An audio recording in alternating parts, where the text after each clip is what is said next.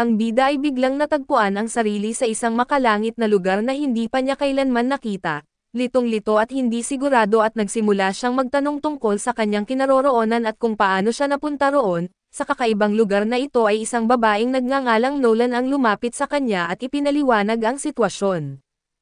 Humingi ng paumanhin si Nolan na inamin na nagkamali siya sa pagtawag sa kanya kasama ng iba pang mga nilalang. Hindi siya dapat kasama sa proseso at ipinaliwanag ni Nolan na ang proseso ng pagtawag ay random na pumipili ng mga nilalang mula sa iba't ibang mundo. Ngunit dahil sa depekto sa spell at nadamay siya ng hindi sinasadya. Napagtanto ang pagkakamali at inihiwalay siya ni Nolan mula sa iba at dinala sa kanya gamit ang hindi pangkaraniwang pamamaraan upang maiwasan ang karagdagang complication. Pinaliwanag pa ni Nolan na ang spell na ginamit ay mapanganib at napupuno ng mga depekto. Malaki ang pagkakaiba ng mga patakaran ng Celestial Realm at ng Earth kaya't ang ganitong uri ng mahika ay delikado at hindi matatag.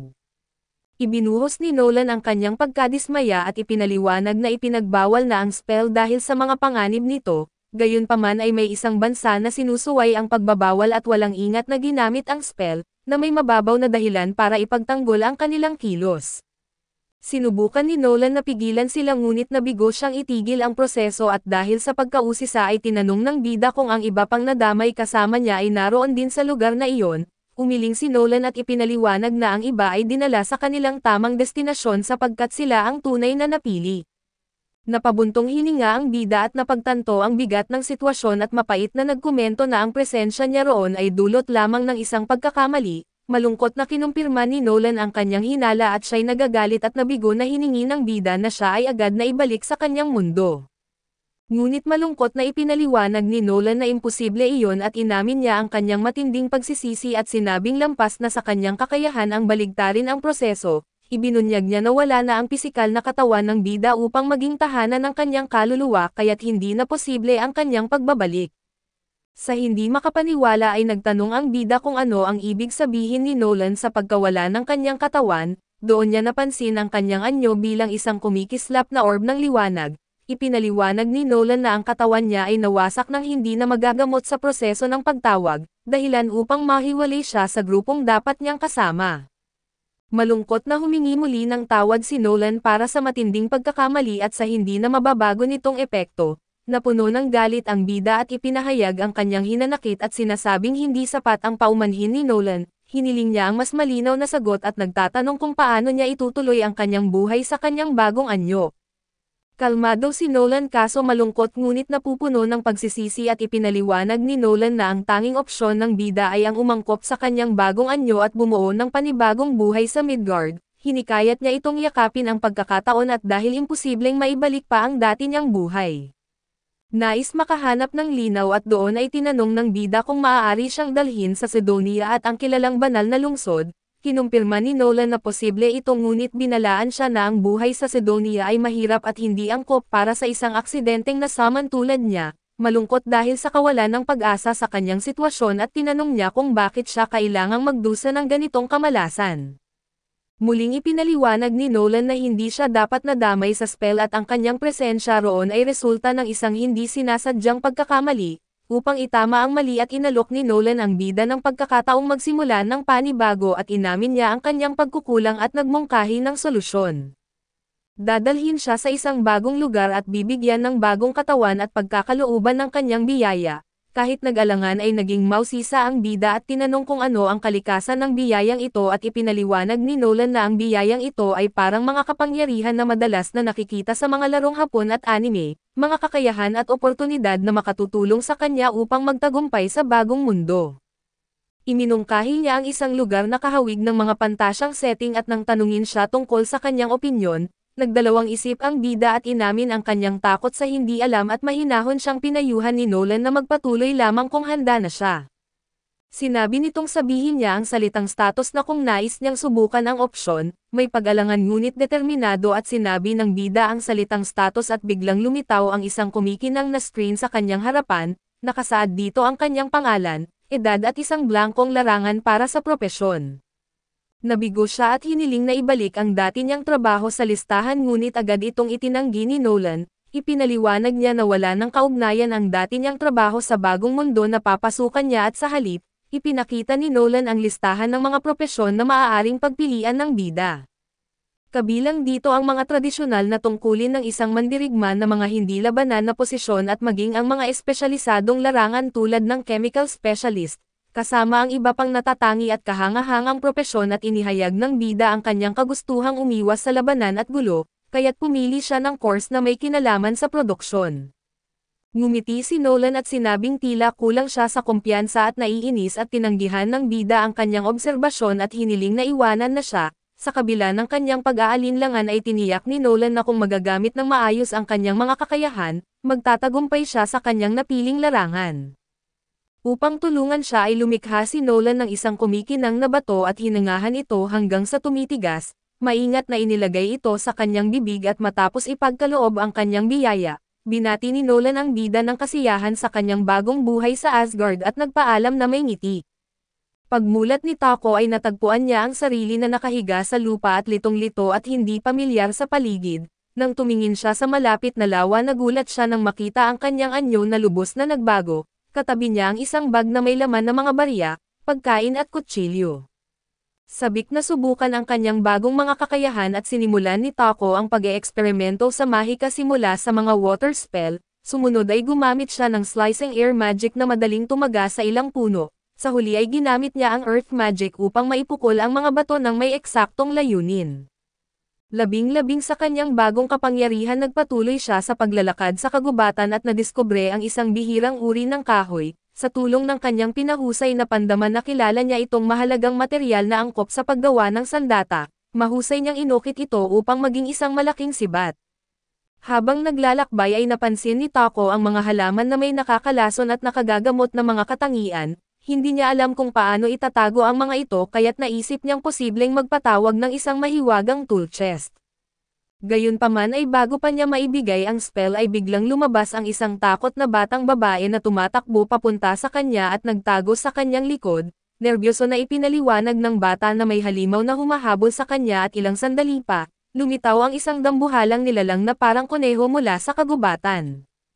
Ang laki nito ay nakakatakot ngunit nang umatake ito ay tinamaan ito ni Tako sa ulo gamit ang kanyang sibat, tinalo ito sa isang malakas na palo at natuwa si Tako sa kanyang hindi inaasahang lakas at pinuri niya ang biyaya ni Nolan ngunit naisip din kung siniwerte lang siya, biglang lumitaw ang isang abiso sa sistema na nagtatakda sa kanya bilang isang mandirigma. Gayunpaman ay tinanggihan ni Tako ang ideya na iginiit na wala siyang interes na maging isang mandirigma. Binalingan niya ang bata upang tiyakin na ito ay ligtas at tinanong niya kung bakit ito napadpad sa isang mapanganib na lugar, at ipinaliwanag nitong nangunguha siya ng mga halamang gamot para sa medisina. Sinabi rin nitong nagmula siya sa nayon ng Bor at tinanong ni Tako kung maaari siyang sumama pabalik sa nayon at masaya itong pumayag, nagpapasalamat sa kanyang patnubay at tinawag ni Tako ang bata bilang kanyang tagapagligtas. Inamin na wala siyang ideya kung nasaan ang nayon at plano na sanang magkampo malapit at napansin ng bata ang napatay na kuneho at tinanong kung iiwan na lang nila ito, sinabing masarap ang karne nito. Nagulat si Tako at inilagay ang kuneho sa kanyang mahiwagang tool chest at ikinagulat ng bata, namangha ito sa kanyang kakayahan at tinawag siyang kamangha-mangha at nagpakilala ang bata bilang si Molly at inalayan siya papunta sa nayon ng Bor. Samantala sa imperyo ng Sidonia ay may tatlong mag-aaral, kabilang ang isang babae na nagngangalang Akani ang nagtipon, tinanong nila kung bakit sila tinawag at lumapit sa kanila ang isang prinsesa na nagngangalang Elizabeth at ipinaliwanag na sila ay pinili dahil sa kanilang natatanging mga kapangyarihan na kinakailangan upang iligtas ang mundo. Gayunpaman ay naramdaman ni Akani ang isang hindi kanais-nais na presensya at nagsimula siyang maghinala na hindi kasing bait ni Elizabeth ang ipinapakita nito, unti-unti niyang nakumbinsi na maaaring maging panganib ito sa kanila. Balik sa nayon ng Bor at mainit na tinanggap si Tako ng ama ni Molly na si Banga na lubos na nagpasalamat sa kanya sa pagligtas sa anak nito.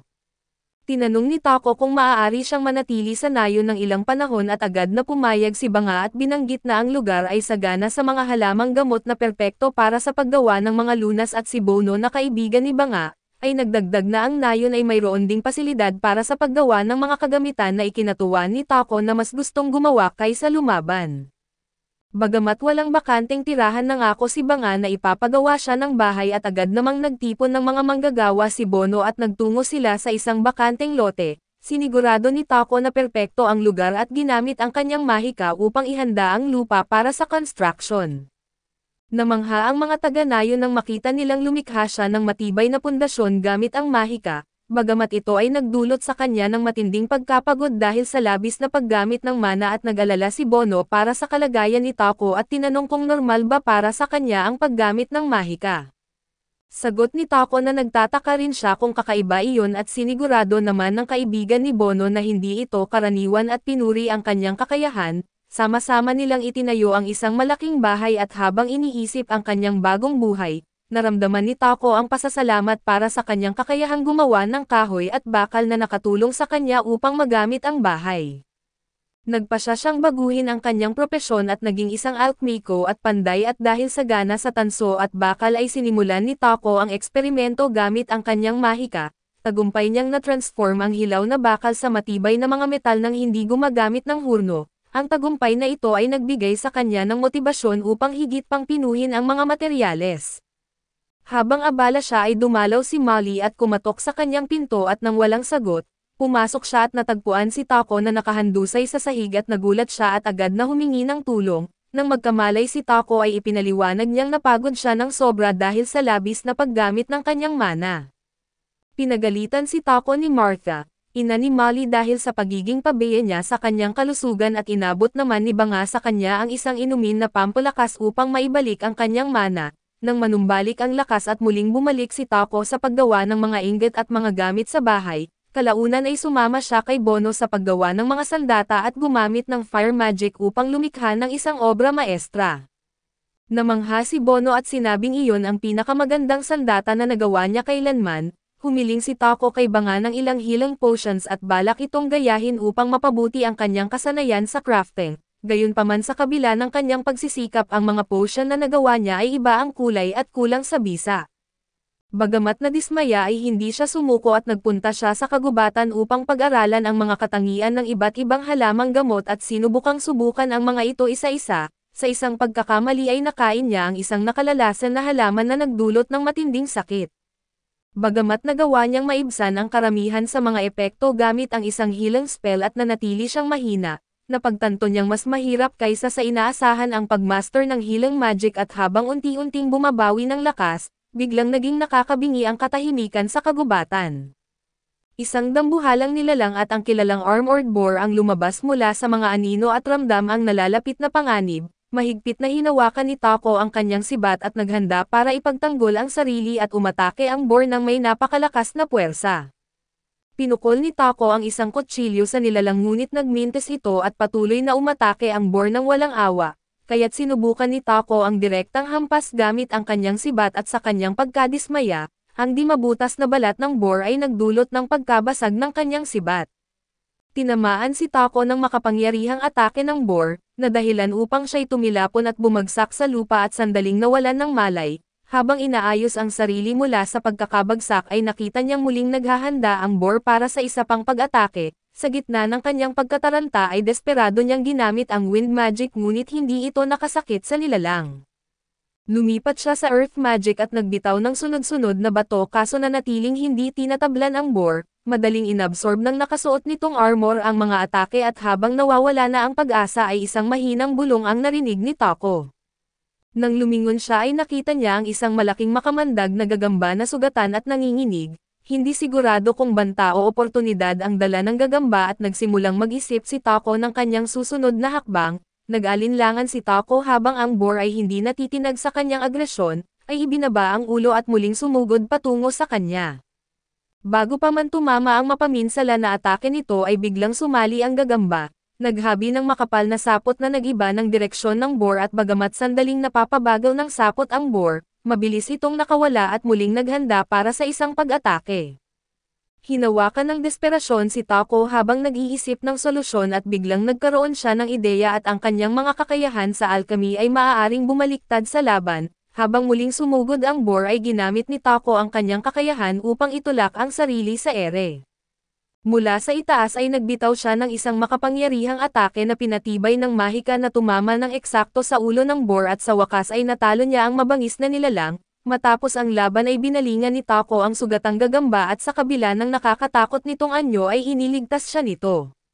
Ginamit niya ang isang healing spell upang maingat na gamutin ang mga sugat nito at sa kanyang gulat, ang kanyang kabutihan ay nagpaamo sa gagamba na naging masunurin at sinimulang sundan siya ng malapit, na parang kinikilala siya bilang amo nito.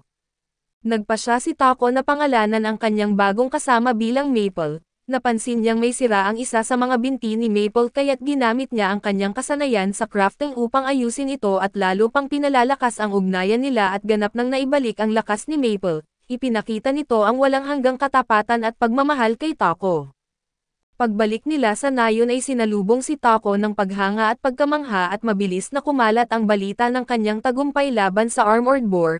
Isang nilalang na kilala sa napakalakas nitong puwersa at halos di mapapasok na balat at itinuring ng mga taga-nayon si Tako bilang isang bayani, hinangaan ang kanyang tapang at kakayahan. Gayunpaman ang kanilang pagkamangha ay napalitan ng takot ng ituro ni Lumi na may malaking gagamba na nakadapos sa likod ni Tako. Nag-atrasan ang mga taga-nayon sa alarma at natatakot sa presensya ni Maple subalit agad na pinatahimik ni Tako ang mga taga-nayon. Huwag mag-alala na binanggit niya ng kalmado na naamo ko na ito, ganap na itong masunurin at hindi makakasakit ng kahit sino at si Banga na medyo hindi pa makapaniwala sa nakita, ay nagsabi ng may pagtataka at wala akong narinig na tao na nakapag-amo ng mga insekto, pero mukhang nagawa mo nga. Tumugon si Tako na may ngiti na bakit hindi natin pagsaluhan ang karne ng boar. Ang ideya ay nagpasaya sa mga taga-nayon at lalo na sa mga bata na masayang tumakbo sa paligid ng dambuhalang boar na puno ng kasiyahan. Habang nagtatrabaho ay lumapit si Banga kay Tako at sinabi na kung nais mong ibenta ang balat at pangil ng boar, magandang presyo ang makukuha mo sa malaking lungsod ng Mark. Nagtanong si Tako kung ano ang pinakamalapit na lungsod mula dito at ipinaliwanag ni Banga na ito ay ang Pluto. Ngunit medyo malayo ito mula sa nayon at samantala ay naglalaro si Maple at ito ang gagamba, nang masaya kasama ang mga bata sa nayon at naikinagulat ng mga matatanda. Ang banayad nitong pag-uugali ay labis na naiiba sa nakakatakot nitong itsura at habang pinagmamasdan ang eksena, nagkomento si Bono at simula nang dumating si Tako ang nayon na ito ay mas maliwanag at mas masaya kaysa dati. Tumatango si Banga bilang pagsang-ayon ngunit dagdag pa niya ng may pag-iisip. Hindi ko yata siya makikitang manatili dito sa maliit na nayon. Ang isang kagaya niya ay nakatakdang makarating sa mas mataas na lugar at malayo at tahimik na pinagmamasdan ni Nolan si Tako mula sa itaas at nagmamasid sa kanyang progreso. Isang banayad na ngiti ang sumungaw sa kanyang mukha habang siya'y nagbulong sa sarili, magaling na siya ngayon. Ang tahimik na sandali ng pagmumuni ay naputol ng may lumapit na kaibigan at tinanong siya at ano ang nais mong ipagdasal para kay Tako at nag-atubili si Nolan. Ang mata niya ay nakatuon pa rin sa eksena sa ibaba at sa huli ay sumagot siya, paano ako maghahangad ng kahit anong partikular para sa kanya? Malumanay na pinaalalahanan siya ng kanyang kaibigan at ibinigay mo sa kanya ang bagong katawan at ang iyong biyaya, at pinadala siya isang buong taon bago maganap ang summoning spell ng Sidonia Empire. Sigurado may nais ka para sa kanya at sa malambing na tinig ay sumagot si Nolan na wala akong partikular na hangarin para sa kanya, nanatili ang mga mata ni Nolan kay Tako at ang ekspresyon niya ay hindi mababasa habang pinagmamasdan ang kanyang kwento habang ito'y nagbubukas. Isang umaga ay nagising si Tako na nakatali sa kama at alam na niya agad na si Maple ang may gawa nito. Humingi ng tawad si Maple pero ipinaliwanag niyang sobrang abala ni Tako nitong mga nakaraang araw kaya nakaramdam siya ng sobrang lungkot at nais lang niya makuha ang atensyon nito. Napagtanto ni Tako na masyado siyang nakatutok sa trabaho kaya halos wala na siyang oras para kay Maple at dahil dito, nagpasya siyang magpahinga mula sa trabaho para sa araw na iyon at maglaro kasama si Maple na lubos niyang ikinatuwa. Biglang pumasok si Martha dala ang tanghali ni Tako.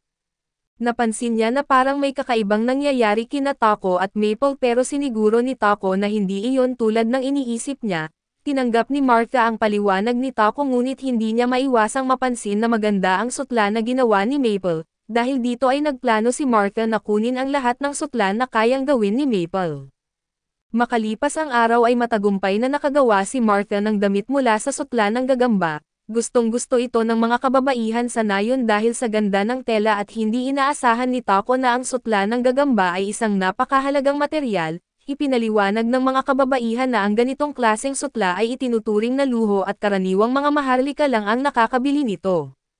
Nakiusap si Martha kay Maple kung pwede pa siyang gumawa ng mas maraming tela kaya't nagsimulang maglabas ng sutla si Maple, kaso matatagalan ito at dahil dito ay hindi na makapaglaro si Maple kay Taco na medyo nadismaya siya dahil inaasahan niyang magkakaroon siya ng oras kasama si Maple, pero marami rin naman siyang kailangang gawin kaya hindi niya ito masyadong dinamdam.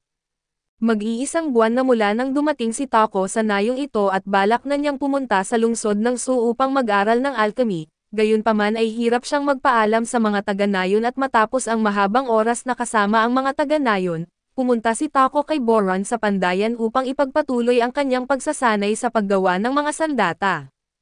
Hindi nagtagal ay nakagawa sila ng isang chest plate na tamang-tama ang sukat para kay Taco, pati na rin ng bakal na sapatos na may bakal sa dulo at sinabi ni Boron na magiging kapaki-pakinabang ang sapatos kung sakaling kailanganin ni Taco na masipa ang anumang bagay. Ngunit ipinaliwanag ni Taco na wala siyang balak makipaglaban dahil nais lamang niyang maging alchemist. Biglang dumating si Bangma at natuwa nang makita niyang tapos na ang armor ni Taco at gayunpaman ay nalulungkot siya dahil mamimiss niya si Taco kapag umalis na ito. Alam niyang hindi maaaring manatili si Taco sa nayon magpakailanman kung nais niyang palawakin ang kanyang negosyong paggawa ng produkto. Kaya naman ang pinakamainam na hakbang ay ang pumunta sa lungsod kung saan mas marami siyang mabebenta at makakakuha ng tuloy-tuloy na supply ng materyales. Isang mangangalakal mula sa Bolton ang pupunta sa nayon sa loob ng ilang araw kaya't inayos ni Bangma na makisabay si Taco pabalik sa Bolton. Malungkot silang lahat na aalis si Taco pero alam nilang ito ang makakabuti para sa kanya at sinabihan nila si Taco na simulan na ang pag-aayos ng kanyang mga gamit. Nagpasalamat siya sa kanilang lahat sa tulong na ibinigay at bumalik siya sa kanyang bahay upang mag-impake. Sa daan ay nasalubong niya si Martha na may dalang balde ng karne.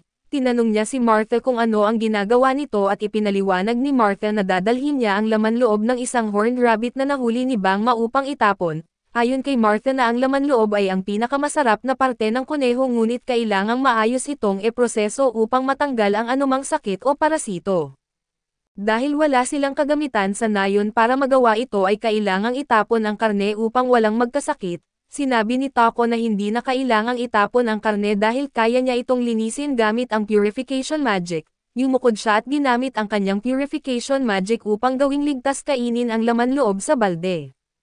Habang lubos na nagpapasalamat si Martha ay nagulat din siya na kaya ni Takumi gumamit ng light magic at sinabihan niya si Takumi na huwag ipaalam sa iba na kaya niyang gumamit ng ganitong klaseng magic kapag umalis na siya sa nayon.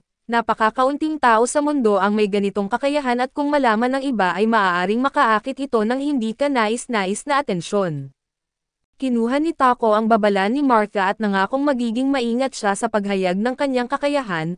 Ngunit habang nasa nayon pa siya at plano niyang gamitin ang lahat ng kanyang kapangyarihan upang mapabuti ang buhay ng mga taga-nayon, gumamit siya ng earth magic upang magtayo ng pader na gawa sa bato para sa kaligtasan ng nayon at para sa kaginhawaan ng lahat, gumawa rin siya ng water pump at ilang iba pang pasilidad.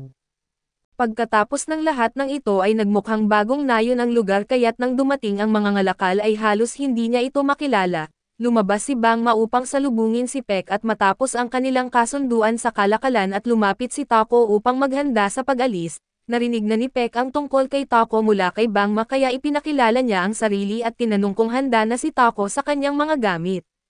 Siniguro ni Taco na wala siyang nalilimutan na anuman kaso may isang bagay siyang gustong ibigay at kinuha niya ang isa sa kanyang mga potion mula sa kanyang bag at ibinigay kay Bangma. Naipadala na niya ang halos 100 bote ng potion na ito sa bahay ni Bangma, kaya sinabi niya na gamitin ang mga ito sakaling magkaroon ng sakuna upang pagalingin ang anumang sugat. Napahanga si Peck nang makita ang potion na ginawa ni Taco kaya't hiningi niya itong masuri ng malapitan at napagtanto niyang isa itong mataas na antas na potion, bagamat tila hindi ito batid ni Taco at di nagtagal ay dumating na ang iba pang mga taga-nayon upang magpaalam kay Taco. Sinabi ni Peck na maghihintay siya hanggang matapos ang kanilang mga pamamaalam bago sila umalis. Nagpaalam si Molly kay Maple na natutulog sa loob ng sako ni Taco, habang inabot ni Martha kay Taco ang kasuotang ginawa nila ng ibang kababaihan mula sa sutla ni Maple. Lubos na naantig si Taco sa thoughtful na regalo na ito at nagpasalamat siya muli sa lahat ng kabutihang ipinakita sa kanya. Kahit sandali pa lamang silang magkakilala at sumakay na siya sa karwahe at binigyan siya ng malaking send-off ng mga taga-nayon, sinasabing palaging bukas ang nayon para sa kanya. Habang papunta na sina Taco at Peck sa Bolton at doon ay binanggit ni Peck na mukhang mahal na mahal si Taco ng mga tao sa nayon, kahit ang iba pang kasama sa karwahe ay napansin na tila pamilya na ang turing sa kanya ng mga taga-nayon, ang ganitong pamamaalam ay lubos na nakaaantig sa damdamin. Sa gitna ng paglalakbay ay ipinakilala ng mga kasama ni Taco ang kanilang sarili at ang lalaking may blondeng buhok ay si Heath, ang may pulang buhok ay si Rail at ang mukhang malungkutin ay tinawag na Booger. Bahagi sila ng isang C-rank na grupo na tinatawag na Lion Fang at kasalukuyan silang kumikilos bilang mga tagapagbantay ni Peck. Bagamat tahimik naman ang rehiyon kaya't halos wala silang ginagawa at napansin ni Rail na mahigpit na hawak ni Taco ang kanyang bag, kaya tinanong siya kung may mahalaga bang laman nito at sinabi ni Taco na ang alaga niyang killer spider ay natutulog sa loob na hindi makapaniwala ang grupo na naamo ni Taco ang isang killer spider, kaya hiniling ni Rail na makita ito. Pero sobrang creepy ng paraan niya kaya tinamaan siya ni Maple sa mukha at nagpaumanhin si Taco ng paulit-ulit sa ginawa ni Maple, pero sinabi ng iba na wala siyang kailangang ikahiya dahil deserve iyon ni Rail at sa katunayan, sinabi pa ni Heath na hindi na siya magugulat kung magka-phobia si Maple sa mga tao dahil sa encounter niya kay Rail. Pero hindi iyon ang nangyari dahil mukhang nagustuhan ni Maple si Booger at habang ang lahat ay abala sa paghanga kay Maple, tinawag ni Peck si Taco sa harap dahil gusto niyang pag-usapan ang potion na nakita niya kanina at tinanong niya kung may stock pa ba ng mga iyon dahil gusto niyang bumili. Wala namang problema kay Taco na magbenta ng potion kay Peck pero bigla na lang tumigil ang kabayo at mukhang may problema. Napapalibutan ng grupo ng mga goblin ang karwahe na naghahanda para umatake at masamang balita ito, pero ang iba ay mukhang na-excite dahil sa wakas ay may gagawin na sila. Sinabihan nila si Takumi at Peck na umupo lang at hayaan silang magtrabaho at lumabas sila sa labanan at may humigit kumulang 20 goblin sa paligid. Kumpiyansa silang kaya nilang harapin ang mga ito kaya't agad silang nagsimula sa labanan at pinabagsak ni Rail ang mga goblin gamit ang kanyang pana, habang si Booger at Heath ay umatake gamit ang kanilang maso at palakol. Sa kabuuan ay mabilis nilang napuksa ang lahat ng goblin at matapos ang laban ay nagsimula silang maghiwalay ng mga goblin upang makuha ang mga magic stone. Base sa nakita ni Maple gusto niya talaga si Booger at ayaw niya kay Rail. Wala siyang pakialam kay Heath at matapos nito ay sumakay na muli ang lahat sa karwahe at nagpatuloy ang kanilang paglalakbay sa loob ng 3 araw hanggang sa wakas ay narating nila ang Bolton at pagpasok nila sa lungsod, pumunta ang mga miyembro ng Lion Fang sa Adventurers Guild upang i-report ang tagumpay ng kanilang bodyguard mission. Sumama si Taco sa kanila dahil kailangan niyang magparehistro sa guild upang manatili sa lungsod. Mas gusto sana niyang magparehistro sa Alchemist Guild pero wala nito sa lugar na ito kaya't kailangan niyang maging adventurer. Ipinaliwanag ng receptionist na si Hans na magagamit ni Taco ang Adventurer Guild card bilang kanyang pagkakakilanlan.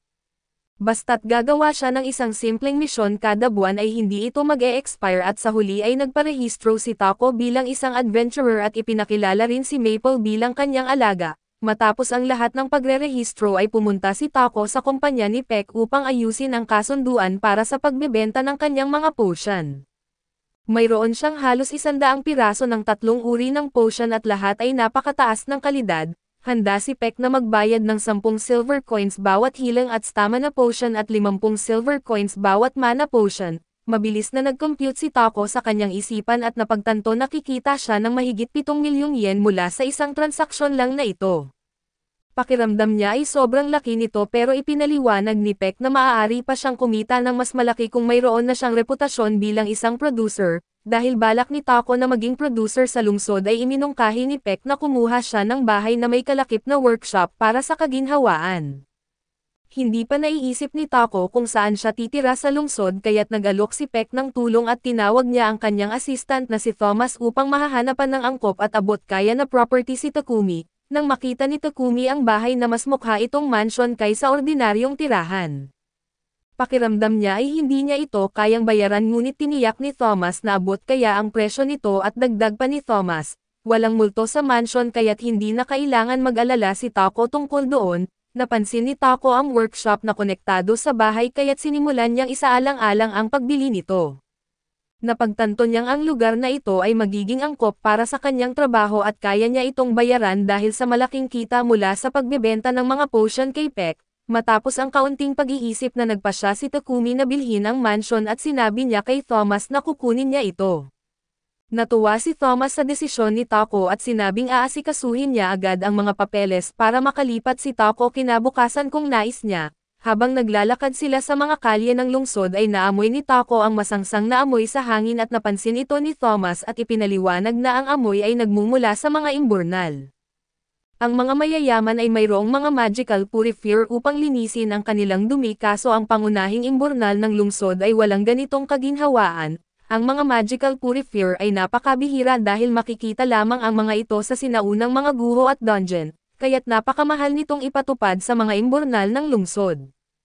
Paminsan-minsan ay inuupahan ang mga pari upang linisin ang mga imburnal gamit ang purification magic, kaso karamihan ng oras ay nananatili pa rin itong marumi. Kinabukasan ay lumipat na si Taco at si Maple sa kanilang bagong bahay at ang unang bagay na nais gawin ni Taco ay makahanap ng solusyon sa problema sa imburnal. Kumuha siya ng quartz at clay mula sa kumpanya ni Peck at gamit ang magic ay hinuhubog niya ang mga ito. Gumamit siya ng fire magic na pinagsama sa space-time magic upang mabilis na lutuin ang mga ito at sa tagal ng paggawa ay nauubos ang kanyang mana kaya't uminom siya ng ilang mana potion. Ngunit sa kabila nito ay matagumpay niyang natapos ang kanyang likha na isang modernong palikuran. Biglang narinig ni Taco ang sigaw ni Peck mula sa kanyang sala at agad niyang tinignan kung ano ang nangyayari at nakita niyang si Peck ay balot na balot ng silk ni Maple mula ulo hanggang paa. Tinanong ni Taco si Maple kung bakit niya ginawa iyon at ipinaliwanag ni Maple na akala niya ay magugustuhan ito ni Peck. Sa kanyang depensa ang komportableng pakiramdam ng kanyang silk ay naging dahilan upang makatulog si Peck. Pero kahit ganoon ay hindi pa rin tama ang ginawa ni Maple kaya't taos-pusong humingi ng tawad si Taco para sa ginawa niya at sinabi ni Peck na ayos lang, pero inamin niyang nabigla siya nang biglang balutin siya ng sutla kaya't kailangan niyang gumamit ng banyo ni Taco. Pagpasok niya sa banyo ay agad din siyang lumabas na nagtatanong kung ano ang kamangha-manghang bagay na iyon. Lumapit si Taco at ipinaliwanag na ito ay isang toilet na nakakabit sa isang magical purification device na automatikong nililinis nito ang sarili kapag tapos ka ng gumamit. Kapag nagtapon ka ng dumi ay gumagamit ito ng purification magic upang gawing inorganic materials ang mga ito at pagkatapos ay e-flush ito pababa sa drain. Naintindihan ni Peck ang sistema pero napagtanto niyang ang tanging paraan para makagawa ng ganitong bagay ay kung may kakayahan ka sa light magic. Dito napaisip si Taco na baka nagkamali siya dahil malinaw na binalaan siya ni Martha na huwag gamitin ang kanyang light magic ng hayagan, kaya't nakiusap siya kay Peck na panatilihing lihim ang kanyang kakayahan at naintindihan ni Peck kung bakit nais ni Taco na itago ang kanyang kakayahan, kaya nangako siyang hindi niya sasabihin kahit kanino. Ngunit sinabi rin niya na kailangan niyang magkaroon ng ilan sa mga toilet na iyon at nagtanong siya kay Taco kung maaari siyang gumawa pa ng ilan para sa kanya. Nag-alangan si Taco dahil napakahirap gumawa kahit isa lang, pero dahil napaka-insistent ni Peck ay pumayag siya sa kondisyong ibibigay ni Peck ang mga hilaw na materyales na kakailanganin. Lubos na natuwa si Peck sa sagot ni Taco pero hindi maaaring asahan ni Peck na gagawin ni Taco ang lahat ng toilet ng mag-isa, kaya iminungkahi niyang gumawa si Taco ng isang slave contract at nagulat si Taco sa suhestyon dahil hindi niya kailanman gugustuhin kumuha ng alipin. Ngunit ipinaliwanag ni Peck na kung nais ni Taco na panatilihing lihim ang kanyang kakayahan, mas mainam na kumuha siya ng alipin na tutulong sa kanyang trabaho dahil ang isang alipin ay obligado sa lihim sa ilalim ng kontrata.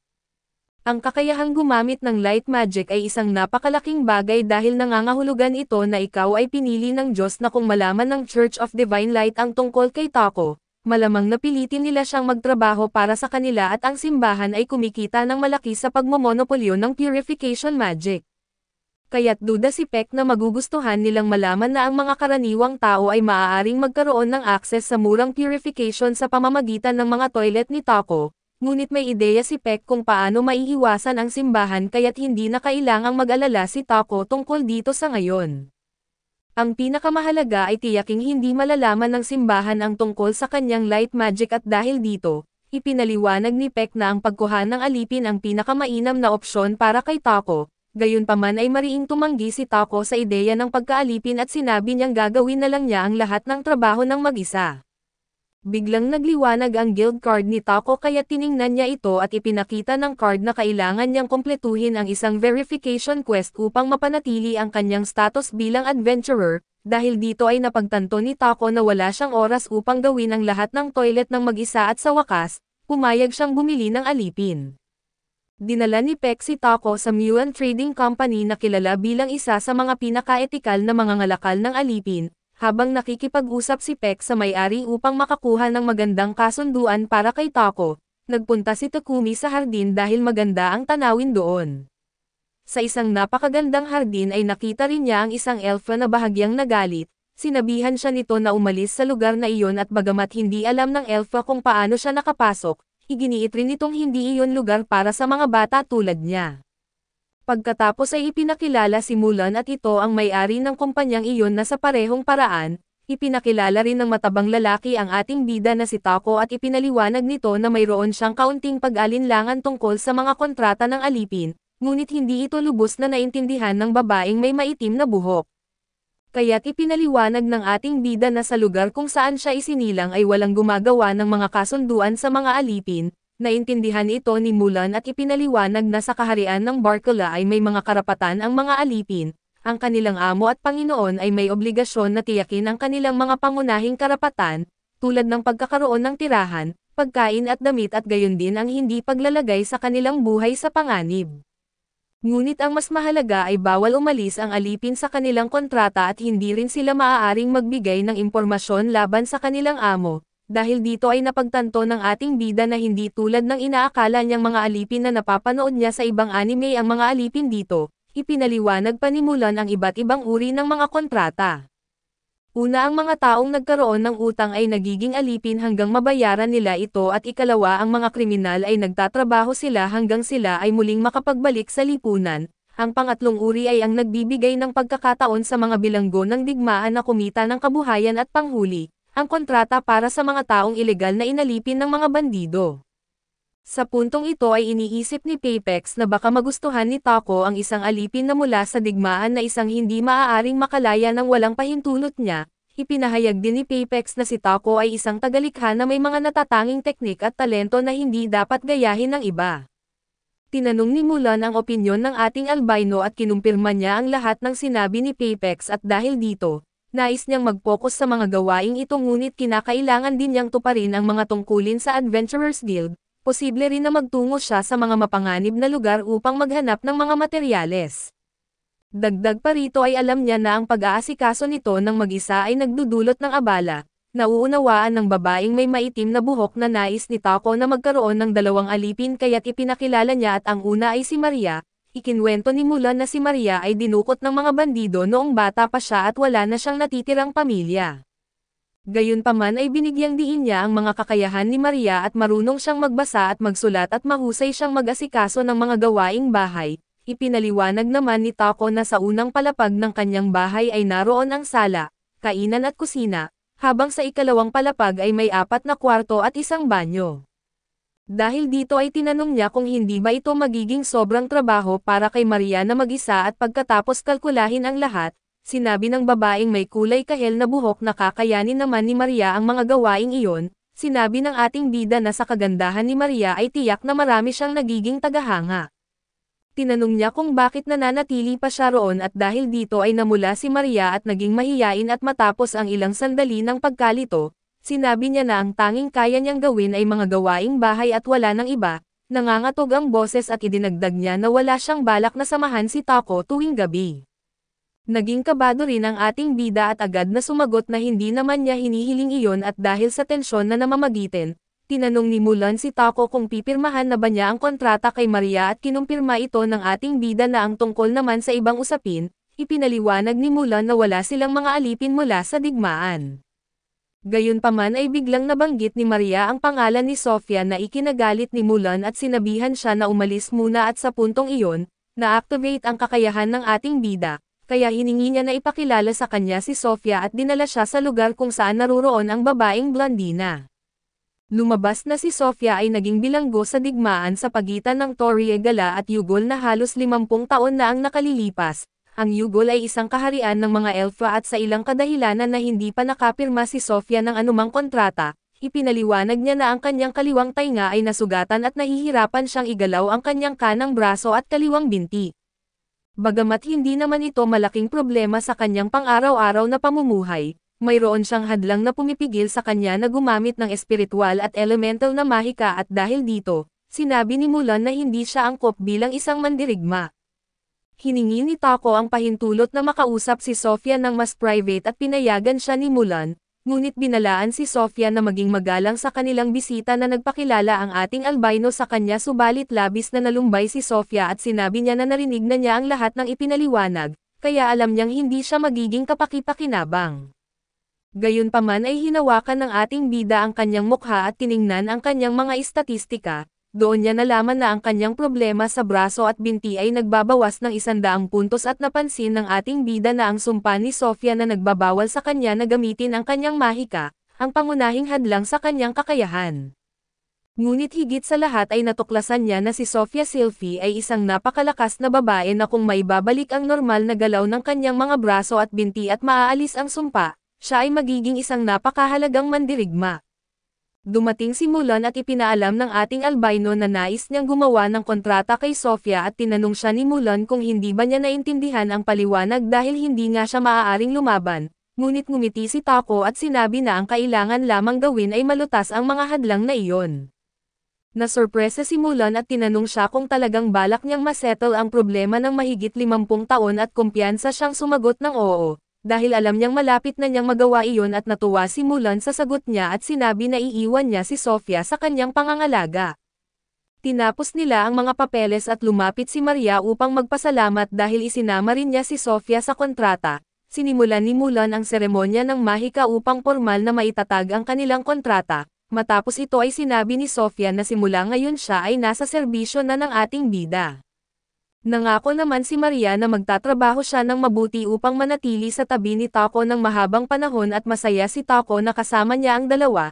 Napansin ni Mulan ang kababang loob ni Takumi at natuwa siya dahil si Sofia at Maria ay nakahanap ng mabuting amo at nang makarating sila sa bahay ay sinalubong si Tako ng kanyang maliit na alaga na gagamba. Nagulat si Sofia at agad nagdepensa kaso pinapakalma siya ni Tako at ipinaliwanag na ito ang kanyang pamilyar na alaga. Laking gulat ni Maria at Sofia sa pahayag na iyon at ipinakita ni Takumi ang mga kwarto ng dalawa na sa tingin nila ay napakalaki, ipinaliwanag din niya ang tungkol sa banyo at paliguan. Bagamat inalok ni Sofia na siya na ang unang gagamit ay pinapakalma siya ni Takumi at sinabi na hindi na mahalaga kung sino ang unang gumamit. Habang naliligo ay naging mas tapat si Maria kay Sofia at sinabi niyang hindi niya naisip na papayagan siya ni Mulan na umalis. Hindi raw kailanman pumayag si Mulan na magkaroon si Maria ng amo na kahit pa marami na ang nag-alok para kay Sofia at dahil dito, labis ang saya niya dahil ang bago nilang amo ay tila mabuting tao at sinabi naman ni Sofia na napansin niya ang mga kontratang inihanda ni Mulan, at kapansin-pansin na halos walang impormasyon tungkol sa amo at wala tungkol sa kanyang tahanan, pamilya o pinanggalingan.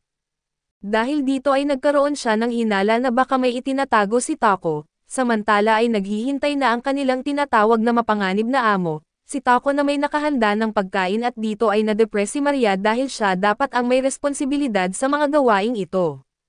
Ngunit dahil alam niyang natagalan siya sa paliligo ay pakiramdam niya ay parang wala siyang silbi at nagsabi ng biro na parang isa siyang tagapagluto na may suot na apron. Para mapakalma siya ay sinabi ni Tako na maaari naman siyang maghugas ng pinggan pagkatapos kumain.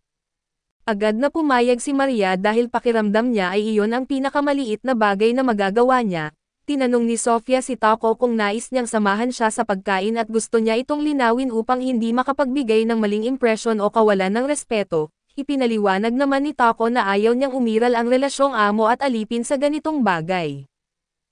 Bagamat alam niyang sa simula ay mahirap ito para sa kanila na nais niyang makasalo sila sa pagkain bilang magkapantay, higit pa rito ay sinabi niyang hindi siya sanay na tawagin siyang amo at hiniling na tawagin na lamang siya sa kanyang pangalan. Tinanong ni Sofia kung ito ay isang utos at agad naman siyang sinagot ni Tako na hindi ito sa pilitan.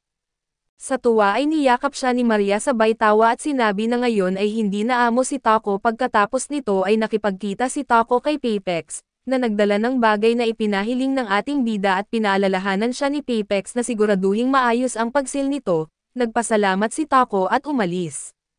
Sa kanyang pagbabalik ay nadaanan niya ang isang simbahan at napag-isipan niyang samantalahin ang pagkakataong iyon upang pumunta si Tako sa simbahan upang magdasal sa Diyosa na si Nolan. Nang mapaluhod na siya ay nagpasalamat siya sa lahat ng biyayang natanggap niya.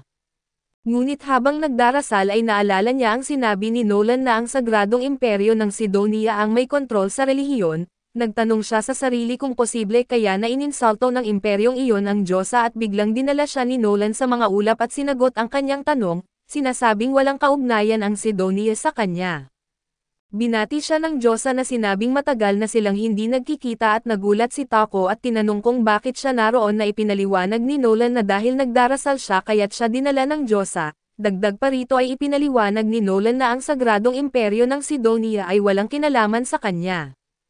Ipinaliwanag rin niya na may dalawang relihiyon sa mundong iyon at ito ang Kristyanismo, na sumasamba kay Nolan at ang liwanag na banal o divine light na nag-imbento ng isang bagong Diyos. Ang sagradong imperyo ng Sidonia ay aktibong nagtrabaho simula ng kanilang pagkakatatag upang palakasin ang bagong relihiyon. Sa parehong dahilan ay nilalabanan nila ang Kristyanismo at sinabi rin ni Nolan na hindi siya nakialam sa mga gawain ng tao, at ang sitwasyon ni Taco ay isang pagbubukod sa panuntunan at habang nagiging seryoso ang Diyosa, binalaan niya si Taco na ang kanyang biyaya ay hindi panghabang buhay.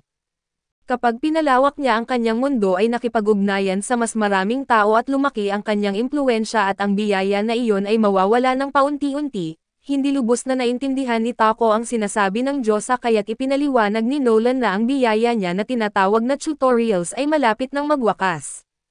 Sinabi niyang sa lalong madaling panahon ay maaaring magkamali si Taco sa mga bagay na dati niyang nagagawa ng mahusay at dagdag pa rito, posible ring makatagpo siya ng mga tao na may masasamang balak at sa wakas, naintindihan ni Taco ang sinasabi ng Diyosa. Napagtanto niya na hanggang ngayon puro mabubuting tao lamang ang nakikilala niya at ito ay dahil sa biyaya ni Nolan. Ngumiti ang Diyosa at sinabi na simula ngayon ay nakasalalay na lahat sa kanya na naiintindihan ito ni Taco at nagpasya siyang magpatuloy ng may lakas ng loob. Mula sa puntong ito ang balanse ng kanyang kapalaran ay nakadepende na sa mga gagawin niya, samantala sa sagradong imperyo ng Sidonia 1 taon ang nakalipas ay may isang kalbong lalaki na tila emperador ang nakikipag-usap sa isang mataas na opisyal at sa unang prinsesa. Iniulat ng prinsesa na ang mga guro na sina Homer at Pucar ay nagsasanay sa 3 taong na-invoke at sinabi ng kalbo na dahil sa wakas ay nagawa nilang isaman ang mga ito, mas mabuting magamit sila ng husto. Ang mataas na opisyal naman ay nagulat na noong dumating ang mga taong ito, sila ay litong-lito at lumalaban at pinuri niya si Ginang Elizabeth, na siyang nagkumbinsi sa mga ito na tumulong na ikinatuwa ng emperador. Habang nangyayari ito ay makikita ang dalawang lalaki mula sa mga na-invoke na nagsasanay ngunit ang babae sa kanilang grupo na si ay medyo tumatanggi dahil ayaw niya ng karahasan at dumating ang prinsesa sa lugar at ipinaliwanag na ang ginagawa nila ay hindi karahasan.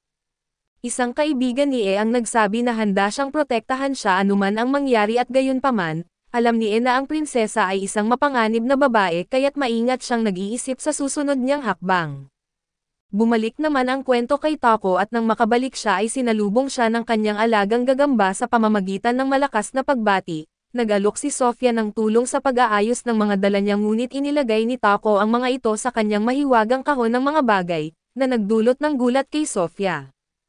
Alam niyang iyon ay isang pambihirang mahiwagang kasangkapan at pagkatapos, natagpuan siya ni Taco na tila gumagawa ng bagay na ikinasasaktan niya at sinabi rin niya na si Maria ay napakabagsik na sa pagkabahala. Bigla siyang nilapitan ni Sofia at sobrang nag-aalala at tinanong kung ano ang balak niyang gawin kay Maria.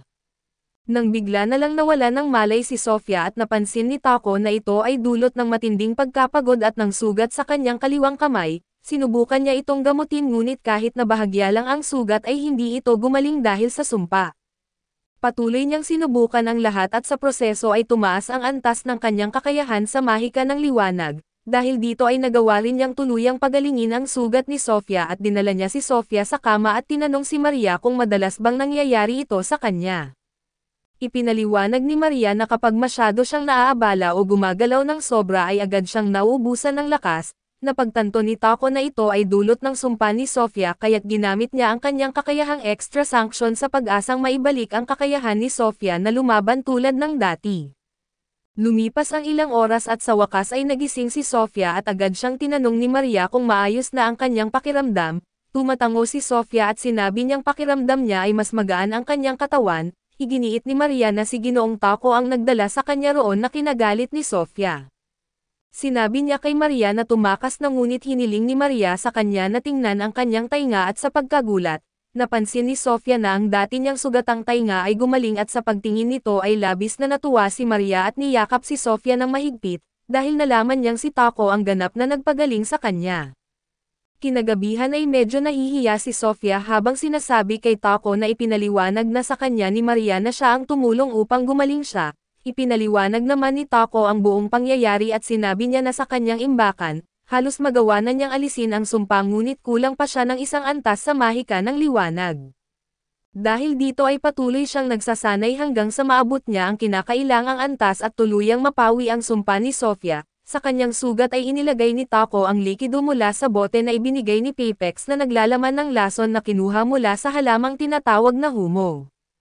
Ginamit niya ito upang maghilam ang sugat at maabot ang mas mataas na antas ng kanyang kakayahan. Sa wakas ng magawa niyang pagalingin ang sugat sa kamay ni Sofia ay nakuha niya ang kakayahang extra sensation. Tinanong ni Sofia kung bakit niya tinawag si Maria at ipinaliwanag ni Taco na ito ay dahil itinapon ni Maria ang ilang halamang gamot na sa pag-aakalang ito ay basura. Labis itong ikinagulat ni Sofia at tinanong kung bakit siya masyadong nagre-resulta sa ganitong mga bagay. Sa sagot na puno ng tapang at ipinapaalala ni Taco na ipinangako niya na lulutasin niya ang kanyang problema at dahil dito ay naiyak si Sofia, sa kanyang pagluha at napaluhod siya at nangakong magiging tapat sa buong buhay niya kay Ginoong Taco. Hinawakan niya ang kamay ni Taco at sa kanyang puso ay nangako siya na hindi na siya magdududa pa. Sinabi ni Taco na habang hawak ang kamay nilang dalawa na lagi siyang maaasahan ni Sofia, habang nangyayari ang lahat ng ito ay nanunood ang Diyosa na si Nolan mula sa langit. Masaya siya para kay Taco dahil unti-unti niyang natutupad ang kanyang mga layunin, subalit makalipas ang isang taon nang makita niya si Milgard, nagbago ang kanyang ekspresyon tungo sa pag-alala. Makalipas ang kaunting sandali ay nagbabasa si Taco tungkol sa alchemy, ngunit 4 na libro lamang ang makikita niya tungkol dito sa buong aklatan at napapaisip siya kung bakit halos nawala na ang alchemy, gayong napakasimple ng paraan nito. Mabilis niyang napagtanto na ito'y dahil ang alchemy ay nagmula pa sa isang sinaunang mahiwagang sibilisasyon, kaya't kakaunti lamang ang nakakaintindi nito at si Taco naman ay biniyayaan ng Diyosa, kaya naiintindihan niya ang maraming wika. Samantala ay hinahangaan ni Maria ang nakita niyang paghahawak kamay nina Sofia at Taco noong nakaraang gabi, para bang isang kabalyero ang nangangakong paprotektahan ang isang prinsesa pero si Taco ang prinsesa sa imahinasyon ni Maria. Makalipas ang ilang sandali ay natapos na ni Taco ang mass production ng mga inidoro kaya't napagdesisyonan niyang magpahinga muna.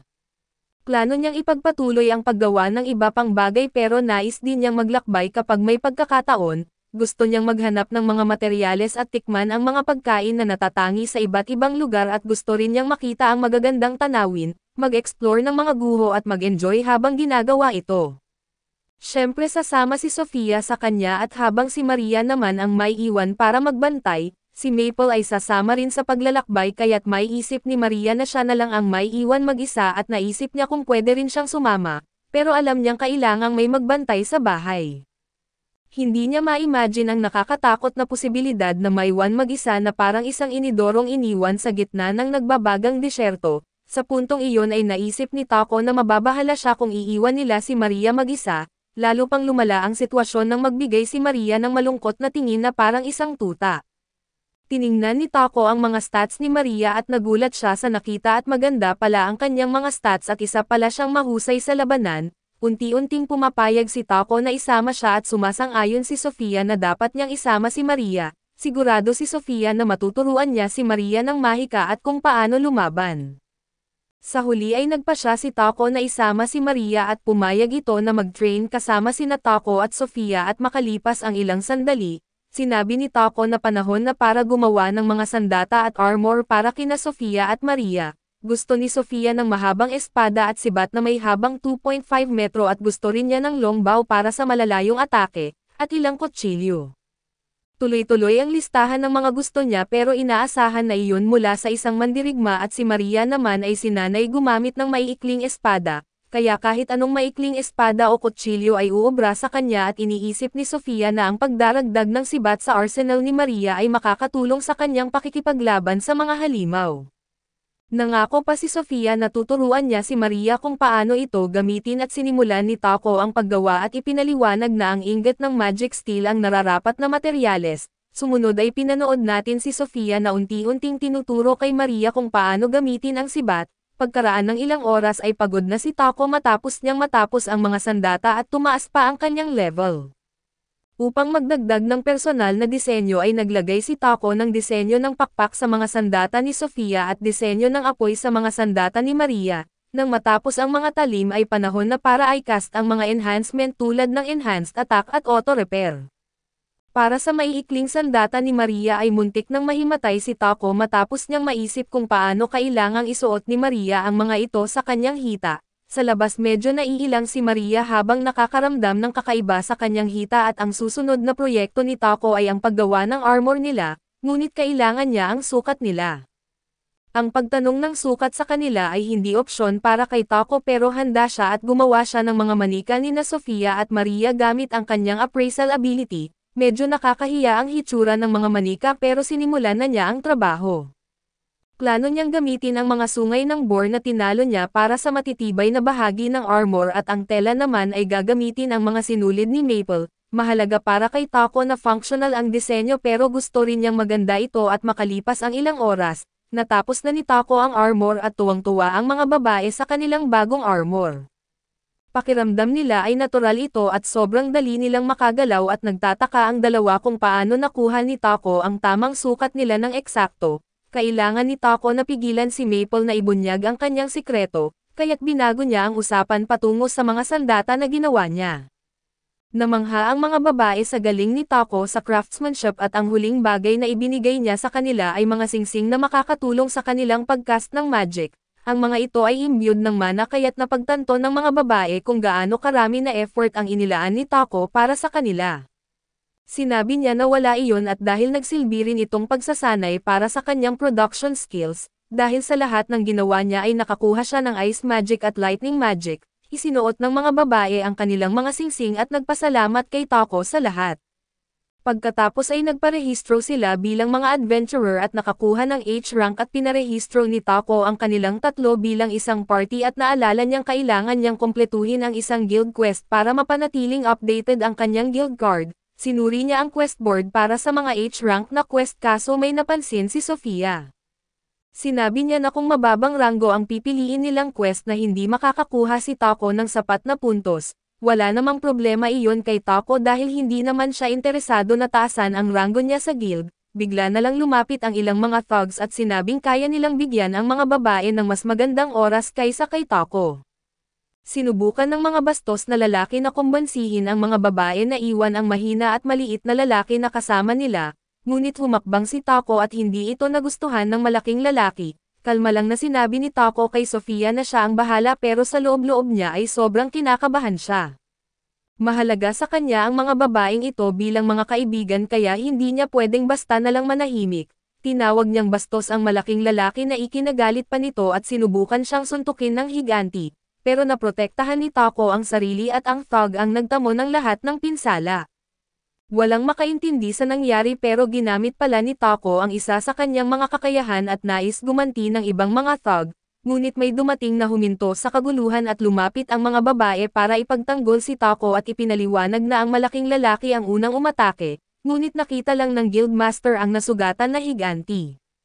Mabuti na lang at nakita ng receptionist ang buong pangyayari at kinumpirma na wala namang ginawang mali si Taco at inutusan ni Barak at ito ang guildmaster, na pagalingin ang malaking lalaki at sinabi niya kay Taco na sumama sa kanya at gusto niyang malaman kung paano nagawa ni Taco ang ginawa niya. Ipinaliwanag na hindi nagbibigay ang guild ng anumang personal na impormasyon. Ayaw sanang magsabi ni Taco pero naramdaman ng receptionist ang paggamit ng mana at naisip nitong gumamit ng mahika si Taco. Nagulat si Taco na may kakayahan ang receptionist na ma-detect ang bakas ng mahika at naisip niyang mataas ang sense magic skill nito. Pagkatapos ay binanggit ni Taco na hindi naman talaga siya gumamit ng mahika at kumuha lang siya ng charcoal mula sa kanyang item box at pinapahiran ang itaas na bahagi ng katawan niya. Mukha itong hindi ordinaryong charcoal kaya't ipinaliwanag ni Takumi na isininthesize niya ito para maging diamond. Napagtanto nilang isa siyang alchemist at napakabilis niyang nagamit ang kakayahang ito at dahil dito, pati na rin sa kanyang grupo na may magagandang babae na iminungkahi na agad siyang e-promote sa rank D, pumayag si Barak dahil mababawasan ito ang mga thug na mang-iistorbo kay Taco. Pero dahil kakarehistro lang ng mga babae sa guild at ayaw pa ni Taco na madadaliin sila na nagkaroon ng ideya ang receptionist at inalok na siya na lang ang pipili ng mga quest para sa kanila upang mas mabilis silang makaangat ng ranggo. Sa tingin ni Sofia ay magandang deal ito dahil nangako siyang paprotektahan si Taco ng kanyang buhay. Ang pag-improve ng kanilang kakayahan at ranggo ay magiging kapaki-pakinabang. Pumayag ang grupo kaya't ipinakita sa kanila ng receptionist ang mga quest na isang quest para wasakin ang mga goblin, isa para sa cults at isa para mag-ipon ng mga halamang gamot. Sa unang quest ay nagsilbing scout si Maple at natuklasang may 4 na goblin sa malapit at agad na pinuksan ni Sofia ang dalawa, at nagtulong-tulong ang grupo upang maalis ang natitirang 2 at ang 3 quest ay may G-rank at ang gantimpala ay 5 hanggang 6 na pilak na barya. Lumalabas na ang kanilang grupo ng mga bayani ay nakakalaban ng maraming halimaw, nakakaiba dahil tila napakaraming goblin at kobold ang lumalabas at sa dami ng kanilang napatay, natapos nila ang mga quest.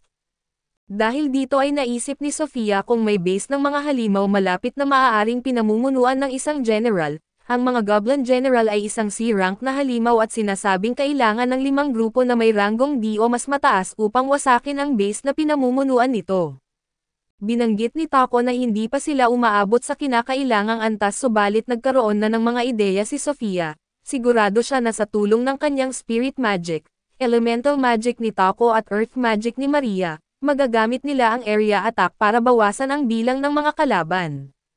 Pagkatapos nito mas malaki ang tsansa nilang maalis ang base at ayaw man ni Taco, mukhang determinado na si Sofia sa mode ng labanan at si Maria naman ay sabik na sumabak din. Biglang may sinabi si Maple at iniisip ni Taco kung nasugatan siya, pero nagulat siya nang sabihin ni Maple na muli na naman siyang mag-e-evolve. Pinapapunta siya ni Taco sa isang lugar para makapagpahinga at nagulat ang mga babae nang makita nilang gumamit si Taco ng isang pocket dimension, walang pakialam na sinabi ni Taco na nagawa niya ito matapos maabot ng kanyang space-time magic ang level 3, pero hindi pa kailanman nakita ng mga babae ang ganoong klaseng mahika. Nahanap nila ang base ng mga goblin pero nag-aalala si Taco kung talagang magandang ideya ba ito, wala nang atrasan si Sofia at ito ang battle god at sinabi niyang perpektong pagkakataon ito para sa isang area attack dahil magkakabukod na ang mga halimaw. Pinagsama ng 3 ang kanilang 3 klase ng mahika at malaking bahagi ng base ang kanilang nalilipol, nagsimulang magdiwang si Taco pero sinabi ni Sofia na hindi pa sila natatapos at naiwan pa ang Goblin General at Goblin Knight, at pareho silang advanced species. Wala nang nagawa si Taco kundi ipagtanggol ang sarili laban sa general at tumaas ang maraming battle skills niya dahil dito, ibinigay niya ang lahat at nagbitaw ng isang fire attack at pagkaraan, nagulat si Hans nang makita na natapos nila ang 3 quest sa loob lang ng kalahating araw. Dinala sila ng natatarantang receptionist kay Barack at sinabi nito na karaniwang kinakailangan ng isang extermination squad na binubuo ng maraming rank D o mas mataas upang magawa ang nagawa nila. Hindi makapaniwala si Barack kung gaano sila ka-relax pero biglang sinipa siya ni Maple at ipinakita ang kanyang itsura matapos ang evolution. Kinakitaan ng mga babae si Maple ng sobrang cute at hindi sila makapaniwala na kaya na nitong magsalita. Bago pumunta si Hans para ihanda ang kanilang gantimpala ay ibinunyag niya na si Taco ay ngayon ay nasa rank E na at parehong rank F naman sina Sofia at Maria. Pagkatapos ay hiningi ni Maria kay Taco ang ilang tela na binanggit nito na magpagawa siya kay Maple, pero sinabi ni Maria na masyadong mataas ang kalidad ng mga sinulid ni Maple para sa kailangan niya. Ipinahayag ni Maria na gusto lang niyang gumawa ng panloob para sa kanilang dalawa ni Sofia at ipinakita niya ang plano niya. Iginiit ni Taco na mali ang disenyo nito at nag-sketch ng kung ano ang totoong hitsura ng mga panloob, na-offend si Maria kaya binawi agad ni Taco ang kanyang sinabi at maya-maya ay ibinunyag ni Maple na may bisita si Taco at ito si Pipek. Hindi maunawaan ni Taco kung bakit nawalan siya ng malay. Ibinunyag ni Maple na hinimatay siya matapos makita ang kanyang transformation, kaya't basta na lang siya inihagis ni Maple sa kwarto at sinabi ni Pipek na nais siyang makilala ng Lord ng Bolton City. Nagulat si Taco at iniisip ni Pipek na may kaugnayan ito sa purification magic devices na ginawa niya. Lumabas na ang Lord na ito ang taong nabanggit ni Pipek noon at ang taong magbibigay ng interference mula sa Holy Empire of Sidonia. Wala sa posisyon si Taco upang tumanggi kaya't pumunta siya upang makipagkita kay Marcus. Namangha si Marcus sa magical device na ginawa ni Taco para sa paglilinis ng tubig dahil malaki ang naitulong nito sa kalinisan ng lungsod. Nakatulong ito na maiwasan ang mga outbreak ng sakit at malaki ang utang na loob nila kay Taco. Nagulat siya nang yumukod ang Lord sa harap niya at ipinaliwanag nito na hindi siya nag-alangan na yumukod sa isang taong malaki ang naitulong sa kanyang nasasakupan. Dagdag pa rito ang grupo ni Taco ang nakapuksa sa Goblin Base na hindi man lang napansin ng sariling mga knights ni Marcus. Pinayuhan ni Marcus si Taco na mag-ingat dahil magiging malaking kawalan para sa Bolton kung may mangyari sa kanya at ipinaliwanag din ni Marcus na hindi dapat magpakampante si Taco, lalo na't malapit nang magsimulang magpakita ng interes ang Holy Empire of Sidonia sa kanya. Pagkatapos ay sobrang pagod si Taco at sinabi ni Maple na siya ang naglagay ng finishing touches sa mga panloob na ginawa niya. Ibinigay ni Taco ang mga ito sa mga babae ngunit halos wala na siyang lakas dahil inabot siya ng 3 araw upang matapos ang mga ito. Napaisip si Taco kung gusto ba nilang subukan ang mga iyon pero natatakot siyang baka maling ideya ang nakuha nila. Nag-alok ang mga babae na isuot ang mga ito kaagad kung iyon ang magbigay kasiyahan kay Taco, ngunit hindi niya kinaya ang pressure. Sa kanyang kwarto ay halos mawalan ng kontrol si Taco at nagtanong kung ito ba ang ibig sabihin ni Nolin noong sinabi niyang lahat ay magugulo. Nagsimula siyang magkaroon ng mga di maayos na pag-iisip at kailangan niyang labanan ang kanyang madilim na panig. Ang makamandag na salita ng demonyo ay nagpaalab sa galit ni Taco. Ipinagmamalaki ni Taco kay Maria na natapos na niya ang cooler na kanyang ginagawa at sa narinig ay natuwa si Maria. Agad na binuksan ng gagamba ang cooler nang may pag-usisa at nagkomento kung gaano ito kalamig na masyadong malamig pero nakakapresko. Dahil dito ay nainganyo si Maria at Sofia na buksan ang dalawa pang cooler at nakita nilang pareho rin itong kahanga-hanga. Masayang sinabi ni Maria na ngayon ay maaari na siyang mag-imbak ng iba't ibang sangkap ng mas komportable at mapanatili ang mga ito sa mahabang panahon. Ipinaliwanag ni Taco ang proseso ng paggawa na kung saan pinagsama niya ang bakal at ilang espesyal na materyales upang malikha ang cooler. Pagkatapos ay tinanong niya si Maria kung alin sa mga disenyo ang kanyang nagustuhan at sa halip na direktang sumagot, tumingin si Maria kay Sofia at tinanong kung ano ang kanyang paboritong kulay. Simple lamang ang sagot ni Sofia na mas gusto niya ang cooler na nasa kanya na at dahil dito, sinabi ni Taco ang kanyang plano na lalo pang pagandahin ang kanilang kagamitan na kahit na kamakailan lang ay na-upgrade na ito, nilalayon niyang gumamit ng mas matitibay at mataas na kalidad na materyales upang mas maprotektahan sila laban sa mas malalakas na kalaban sa mga darating na labanan.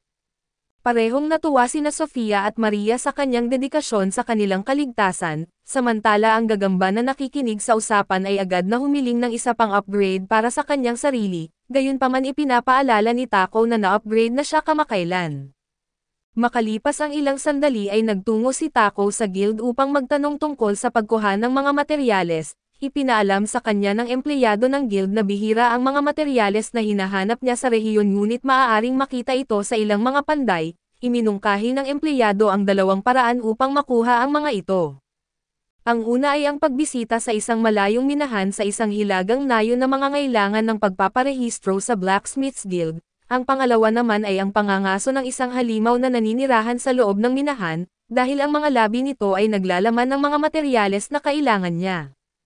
Nakita ito ni Taco bilang isang mabisang paraan upang makamit ang 2 layunin ng sabay at matatapos niya ang kanyang misyon habang nakakakuha rin ng mga kailangang materyales. Sa sandaling iyon ay lumapit sa kanya ang pinuno ng guild at nagbigay ng isa pang gawain.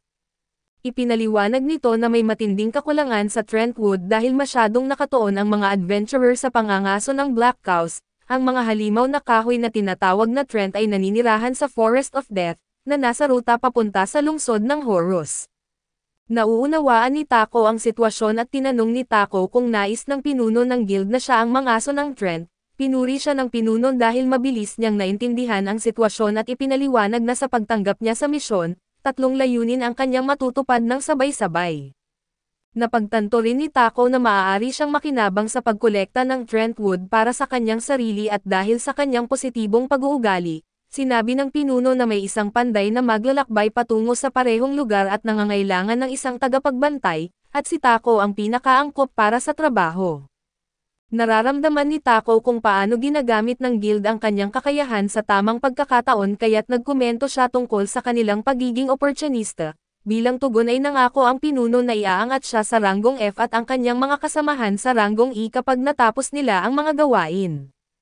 Bagaman interesado ay inamin ni Tako na hindi pa siya nakatanggap ng isang escort mission dati kaya't nagtanong siya kung may ibang adventurer na maaaring kumuha ng misyon. Ipinaliwanag ng pinuno ng guild na ang iba ay nakatakda ng umalis para sa iba't ibang misyon.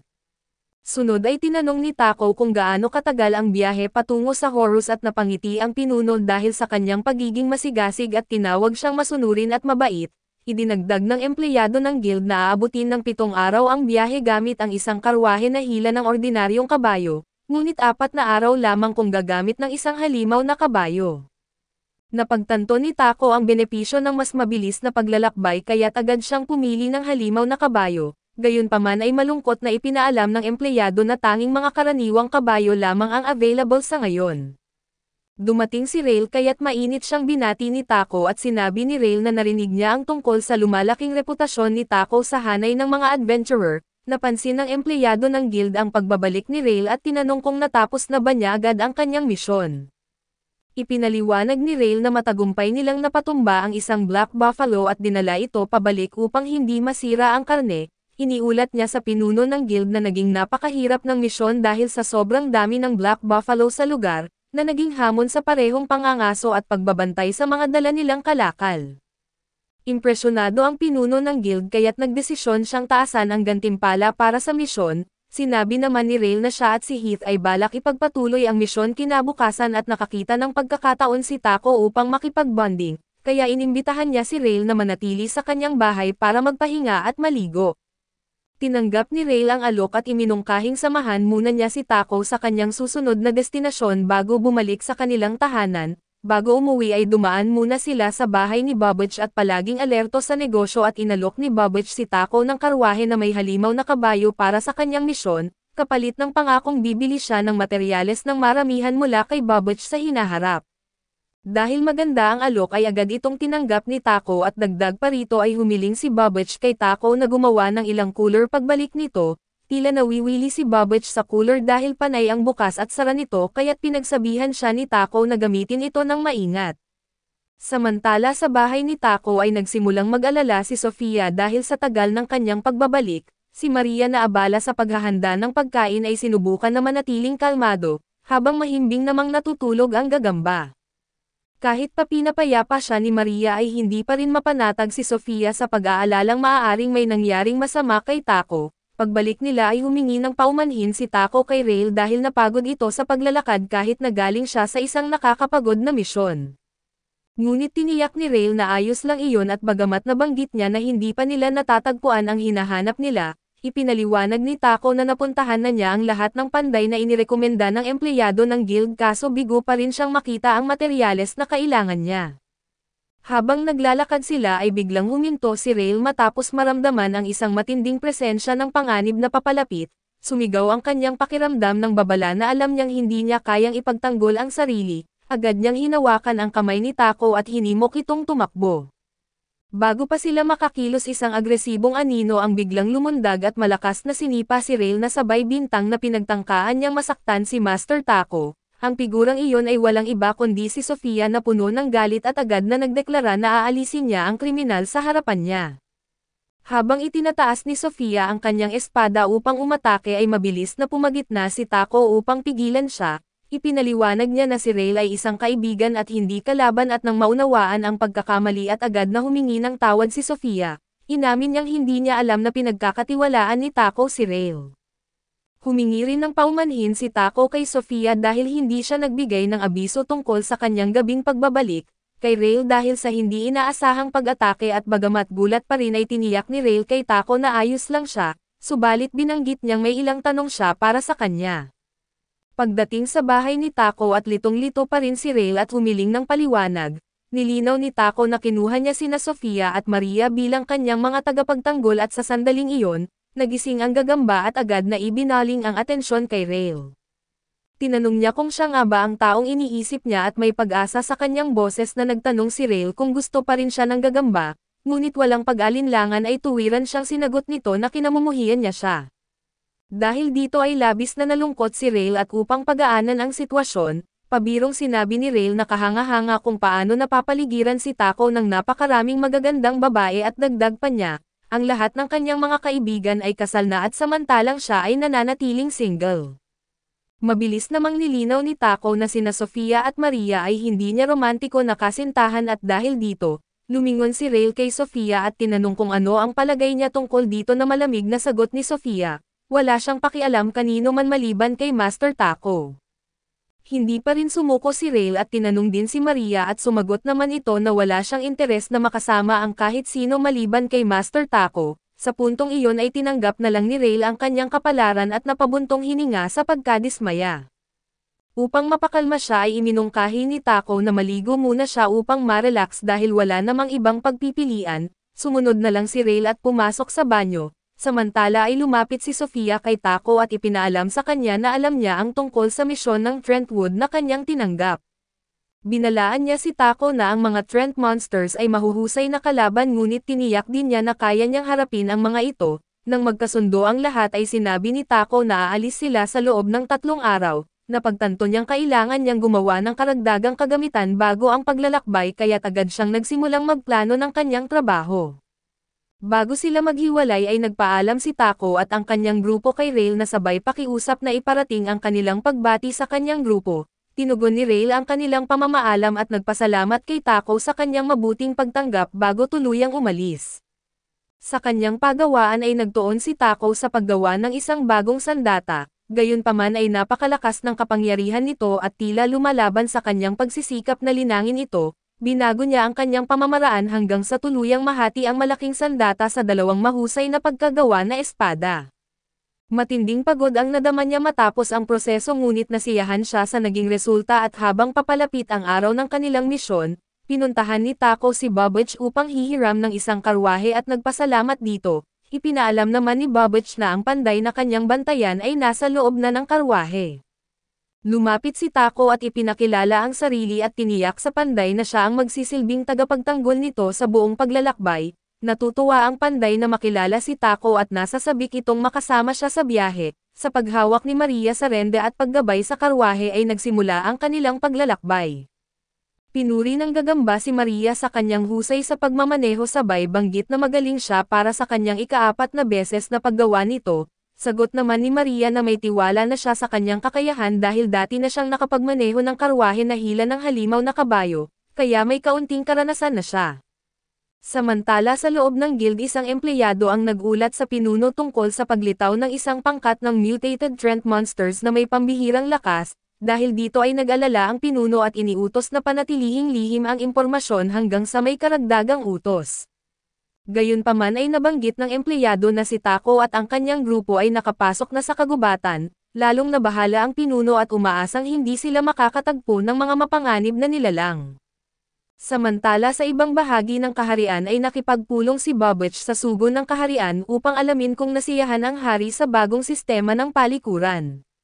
Siniguro ng sugo na ikinagagalak ng hari ang mga pagbabago ngunit ipinaalam din niya na bagamat unti-unting nalulutas ang mga problema, kumalat na ang mga ito hanggang sa banal na lungsod ng Sidonia at samantala, sa ibang panig ng mundo ay patuloy na pinalalakas ng mga mandirigmang itinakdang ipagtanggol ang lupain ang kanilang kakayahan sa pamamagitan ng walang humpay na pagsasanay. Balik sa kagubatan ay sinuri ni Taco ang sitwasyon at napansin ang hirap ng pag-atake sa mga halimaw mula sa malayo. Upang tiyakin ang kaligtasan ng panday ay gumamit siya ng isang enchantment upang maprotektahan ito mula sa anumang panganib. Habang patuloy silang lumalalim sa kagubatan na tinanong ni Taco si Sofia kung paano makikilala ang isang Trent mula sa isang ordinaryong puno, ipinaliwanag ni Sofia na tanging sa pamamagitan ng mahika lamang maaaring makita ang kaibahan ng isang Trent at bilang demonstrasyon, itinuro niya ang isa sa kanilang paligid. Agad na sumugod si Taco upang wasakin ito kaso biglang humahaba ang mga sanga nito sa agresibong depensa. Mabilis namang nagtulungan sina Sofia at Maria upang putulin ang mga sanga at mapahina ang halimaw at sa tamang pagkakataon, sinunggaban ni Taco ang pagkakataon at ibinigay ang huling atake. Kinikilala ang lakas ng nilalang ngunit nakahinga ng maluwag sa pagkatalo nito. Gayunpaman ay agad siyang pinaalalahanan ni Sofia na malayo pa ang kanilang misyon mula sa pagtatapos. napatingin silang lahat sa paligid na pagtanto nilang napapalibutan sila ng mga Trent at napansin ni Maria ang napakaraming bilang ng mga ito, at iminungkahi ni Sofia na gumamit sila ng mahika upang mas mabilis na mapuksa ang mga halimaw, dahil kung isa-isang pupugutan ang mga ito aabutin sila ng matagal. Bilang tugon sa mungkahi ni Sofia ay pinakawalan ni Natako at Sofia ang kanilang malalakas na atake na mahika, agad na pinabagsak ang maraming Trent at sumali rin si Maria sa labanan gamit ang kanyang kakayahan upang talunin ang ilan pa, habang ginamit naman ng gagamba ang kanyang mga sapot upang hiwain ang isa sa mga nilalang. Patuloy na sumulong si Tako at nagbibitaw ng sunod-sunod na pag-atake kaso hindi nagtagal, napansin niya ang isang kakaibang Trent na kapansin-pansing naiiba sa iba at dahil sa kanyang pag-usisa, tinanong niya si Sofia tungkol dito. Kinilala ito ni Sofia bilang isang sinaunang Trent na mas matibay at mas mapanganib kaysa sa karaniwang Trents. Agad na kumilos si Sofia at pinutol ang mga sanga nito habang si Maria naman ay sinunog ito, samantala ay tinulungan sila ng gagamba sa pamamagitan ng paghiwa muli sa mga galamay ng halimaw. Sa kabila ng kanilang pinagsamang pagsisikap ay mabilis na naghilom ang Trent na ikinagulat ng lahat at agad na naisip ni Sofia na hindi epektibo ang pag-atake sa mga sanga nito, kaya't inutusan niya si Tako na tumarget sa mismong katawan ng nilalang. Sinunod ni Tako ang payo ni Sofia na sinindihan niya ang kanyang espada at itinarak ito ng malalim sa ulo ng Trent, kumalat ang apoy at itinupok ang buong katawan ng halimaw at sa huling pagsiklab, tuluyang natalo ang Trent. Matapos ang labanan ay napansin ni Tako ang isang kakaibang mansanas na nakalapag sa lupa at tinanong si Sofia tungkol dito. Ipinaliwanag ni Sofia na ito ay isang bihira at mamahaling uri ng prutas at dahil dito, nagpasya si Tako na kunin ito upang iuwi. Samantala sa Adventurers Guild sa Horus ay itinuro ng panday ang lokasyon ng mga mineral na kailangan nila. Ipinaliwanag nito na mahigpit na binabantayan ng maraming halimaw ang minahan at determinado si Tako na makuha ang mga materyales, kaya't maingat silang pumasok ng panday sa loob ng minahan upang hanapin at hukayin ang mga mineral. Habang sinusuri ang mga nakabaon sa mga batuhan ay kinumpirma ng panday na natagpuan na nila ang eksaktong hinahanap nila, bago pa sila makapagsimula sa pagkuha ng mga mineral ay biglang yumanig ang lupa, isang senyales ng paparating na panganib. Isang maliit na halimaw ang lumitaw mula sa kailaliman at ang madilim nitong anyo ay tila sanay na sa mga anino ng yungib. Hindi nagsayang ng oras si Tako na agad siyang gumamit ng isang liwanag na salamangka sa nilalang. Agad itong napaatras na tila nasaktan sa liwanag at sinamantala ni Sofia ang pagkakataon at tinapos ito sa isang mabilis na atake ng kanyang espada. Namangha ang panday sa diskarte ni Tako at tinanong kung paano niya nalaman ang tamang paraan upang talunin ang halimaw. Maging ang gagamba ay nagtanong din na tila nagtataka kung bakit naging napakadali ng labanan, ipinaliwanag ni Tako na dahil ang mga halimaw na ito ay nabubuhay sa kadiliman sa ilalim ng lupa, naisip niyang natural na magiging kahinaan nila ang liwanag. Namangha ang panday sa lohikal na paliwanag ni Tako at inamin niyang ito ay isang tuwid ngunit epektibong estratehiya, gayunpaman ay nagtanong si Sofia kung hindi ba iyon masyadong madali, na may bahagyang pagkadismaya sa kakulangan ng hamon sa labanan. Sumang-ayon si Tako sa kanyang punto at alam niyang hinahanap ni na Sofia at Maria ang mas matinding laban kaso ipinapaalala niya na minsan, mas mahalaga ang pagiging epektibo kaysa sa paghahanap ng hamon at samantala ay naramdaman ni Maria ang pagkadismaya dahil hindi siya nakapag-ambag sa laban, naghintay siya ng walang saysay para sa isang kalaban na natatakot sa liwanag. Matapos makuha ang mga mineral ay sinamahan ni Tako ang panday sa kanyang pagawaan, kung saan nagsikap silang pagandahin at linisin ang mga materyales at sa pamamagitan ng masusing pagsubok ng iba't ibang kombinasyon, sinikap ni Tako na makagawa ng isang pambihirang bagay. Maingat niyang isinama ang isang elemento sa isang malaasol na materyal na gamit ang kanyang mahika upang maisama ito sa mga sandata at panangga. Nang matapos ang kanyang gawain at ipinakita niya kay Maria at Sofia ang bagong armor na ginawa niya upang maprotektahan sila mula sa mga atake. Masayang tinanong ni Maria kung ano ang ginawa niya para sa sarili niya at ipinaliwanag ni Tako na sa halip na gumamit ng armor, ginamit niya ang mga mineral upang mapahusay ang kanyang bilis na kilos at upang ipakita ang kanyang bagong kakayahan ay mabilis siyang tumakbo sa loob ng pagawaan, kaso nauwi ito sa pagsalpok niya ng direkta sa isang pader. Sa kabila ng insidenteng iyon ay tiniyak niya sa kanila na ang pagpapahusay na ito ay lubos na makakatulong sa kanya sa laban at pagkatapos ay ipinakilala niya ang mga bagong sandata, isang sibat na may kapangyarihan ng hangin para kay Sofia at isang sibat na may pinagsamang apoy para kay Maria. Sa sobrang sabik ay agad na pinakawalan ni Maria ang isang apoy, na agad namang pinaalalahanan ni Taco na mag-ingat sa paligid at sa mas seryosong tono, lumapit si Sofia kay Taco at nangakong ipagtatanggol siya kahit na magbuwis pa siya ng sariling buhay.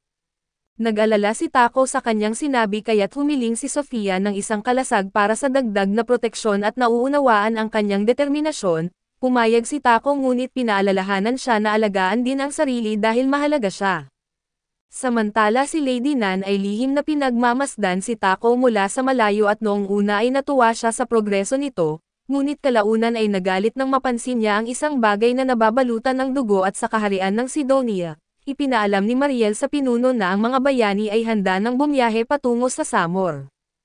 Alam ang bigat ng kanilang misyon at ipinahayag ng pinuno ang kanyang pagtitiwala sa kanila, isa sa mga bayani ay buong kumpiyansang nangakong ibabalik nila ang kapayapaan sa rehiyon, upang lalo pang mapalakas ang kanilang misyon at ipinatawag ng pinuno si Lorden upang samahan sila. Balik sa paggawaan sa wakas ay natapos ni Taco ang paggawa ng kalasag para kay Sofia. Gayunpaman labis itong nagpahina sa kanya na halos nauubos ang kanyang lakas at mula sa labas ay tahimik na pinanood siya ni Sofia at nagsimulang magsisi sa kanyang hiling, na pagtantong masyadong napagod si Taco sa pagsisikap nitong bigyan sila ng proteksyon. Naisip niyang sana ay may isang tao na maaaring tumulong kay Taco sa kanyang gawain at tahimik siyang nagpasya na humanap ng paraan upang mapagaan ang pasanin nito, samantala sa kaharian ay sinusuri ng pinuno ang isang liham mula sa Sidonia. Ipinahayag nito na nais ng mga bayani mula sa Sidonia na imbestigahan ang tinatawag na purification event, bagaman formal ang pagkakasulat ng mensahe, hindi may kakaila ang bahid ng awtoridad sa tono nito.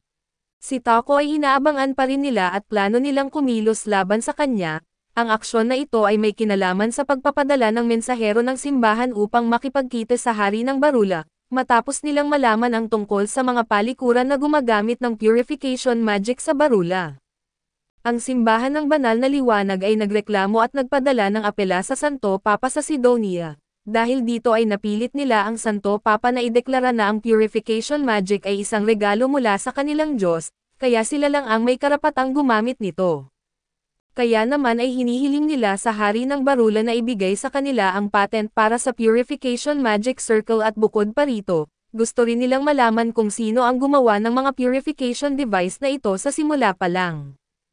Nakinig ang hari sa mga hinihingi ng simbahan pero dahil mukhang walang saysay ang mga ito at pinili niyang huwag pansinin ang kanilang mga kahilingan, nagulat ang mensahero ng simbahan na naglakas loob ang hari na salungatin sila, kaya nagbanta siyang uutusan ang lahat ng pari ng simbahan sa Barula na bumalik sa Sidonia agad-agad.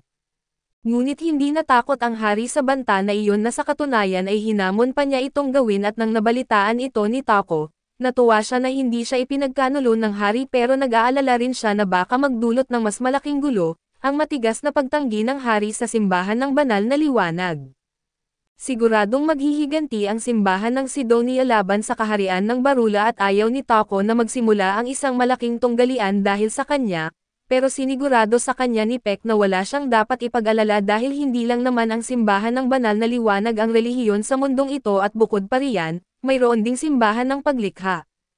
Kahit na malawak ang impluwensya ng simbahan ng banal na liwanag at marami pa rin ang tagasunod ng simbahan ng paglikha sa bansang ito kaya't hindi naman sila gaanong mamimiss, bukod pa rito ang mga pari ng simbahan ng paglikha ay nagbibigay ng recovery magic sa sinumang nangangailangan, samantalang ang simbahan ng banal na liwanag ay naniningil ng mataas na bayad para sa kanilang banal na mahika. Suportado ng Sidonia ang simbahan ng banal na liwanag kaya't malamang ay kailangang iwasan na ni Taco ang mga ito mula ngayon pero wala na siyang magagawa tungkol doon, gayunpaman ang dahilan kung bakit pumunta si Peck upang kausapin si Taco ngayon ay dahil ipinakita niya sa hari ang imbensyon ni Taco ang palikuran at ang refrigerator. Napahanga ang hari kaya't hiniling niya kay Peck na dalhin si Taco upang makipagkita sa kanya at medyo nag-alangan si Taco na makipagkita sa isang taong kasing halaga ng hari. Pero sinigurado sa kanya ni Peck na hindi ito utos kaya't may karapatan siyang tumanggi kung gusto niya. Gayunpaman talagang gusto ni Peck na pumayag si Taco at dahil makakatulong ito sa relasyon ng kanyang kumpanya sa kabisera ng kaharian, Sa huli ay pumayag si Taco sa pagpupulong at kinagabihan ay sinabi niya kina Sofia at Maria ang tungkol dito at tinanong kung gusto nilang sumama sa kanya papunta sa kabisera ng kaharian. Masaya namang pumayag ang dalawa kaya't iminungkahi ni Taco na umalis sila makalipas ang 1 linggo, pero bago iyon ay marami pa silang kailangang ihanda at aabutin ng humigit kumulang 7 araw ang biyahe papunta sa kabisera ng kaharian, kaya kailangang mag-impake ni Maria ng maraming pagkain ng maaga. Habang abala si Maria sa paghahanda ng pagkain ay binanggit ni Taco na gagawa siya ng bagong kapa para kina Maria at Sofia. Nakakuha siya ng Dark Element Magic Stones mula kay Peck at kung gagamitin niya ang mga ito sa paggawa ng mga kapa, maaari niya itong bigyan ng Perception Block ang spell.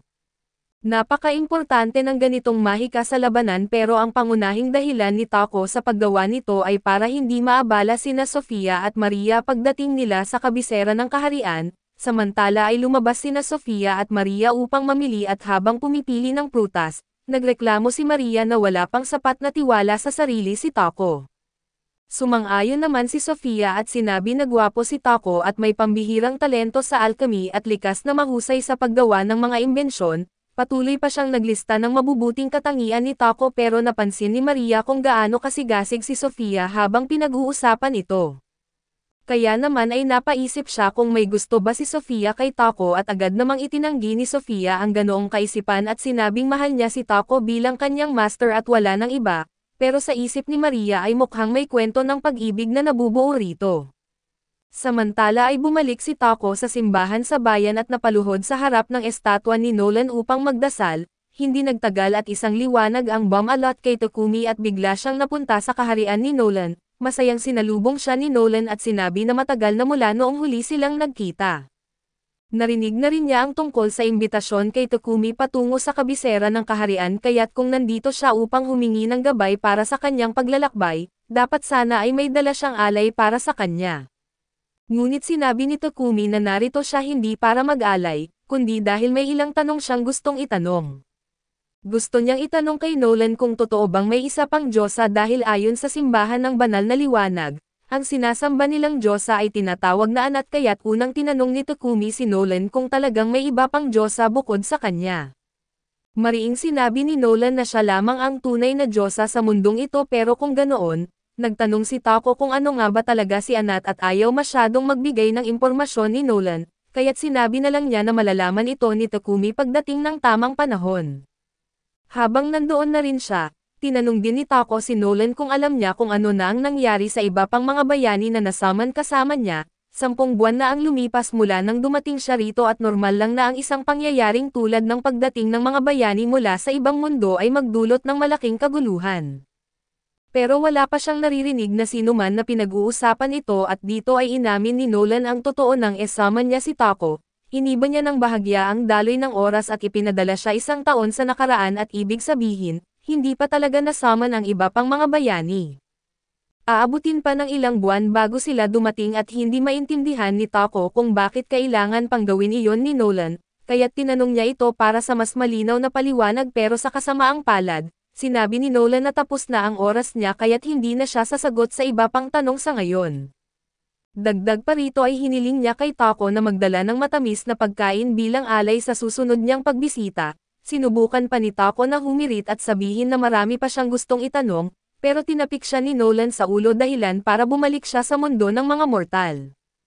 Pagkatapos ay nagising si Taco sa sahig ng simbahan at pakiramdam niya ay sadyang iniwasan ni Nolan ang tanong niya tungkol sa ibang mga bayani, pero dahil wala naman siyang balak makialam sa kanila hindi na rin niya masyadong inisip ito. Pagka-uwi niya ay tinapos niya ang mga bagong kapa na ginawa niya para sa mga babae. Nang ibigay niya ito kina Maria at Sofia na labis nilang nagustuhan ang disenyo kaya't natuwa rin si Taco pero may isa pa siyang gustong gawin bago ang kanilang paglalakbay, dinala niya ang dalawa sa kanyang workshop at ipinakita sa kanila ang plano niyang gumawa ng sarili niyang karwahe.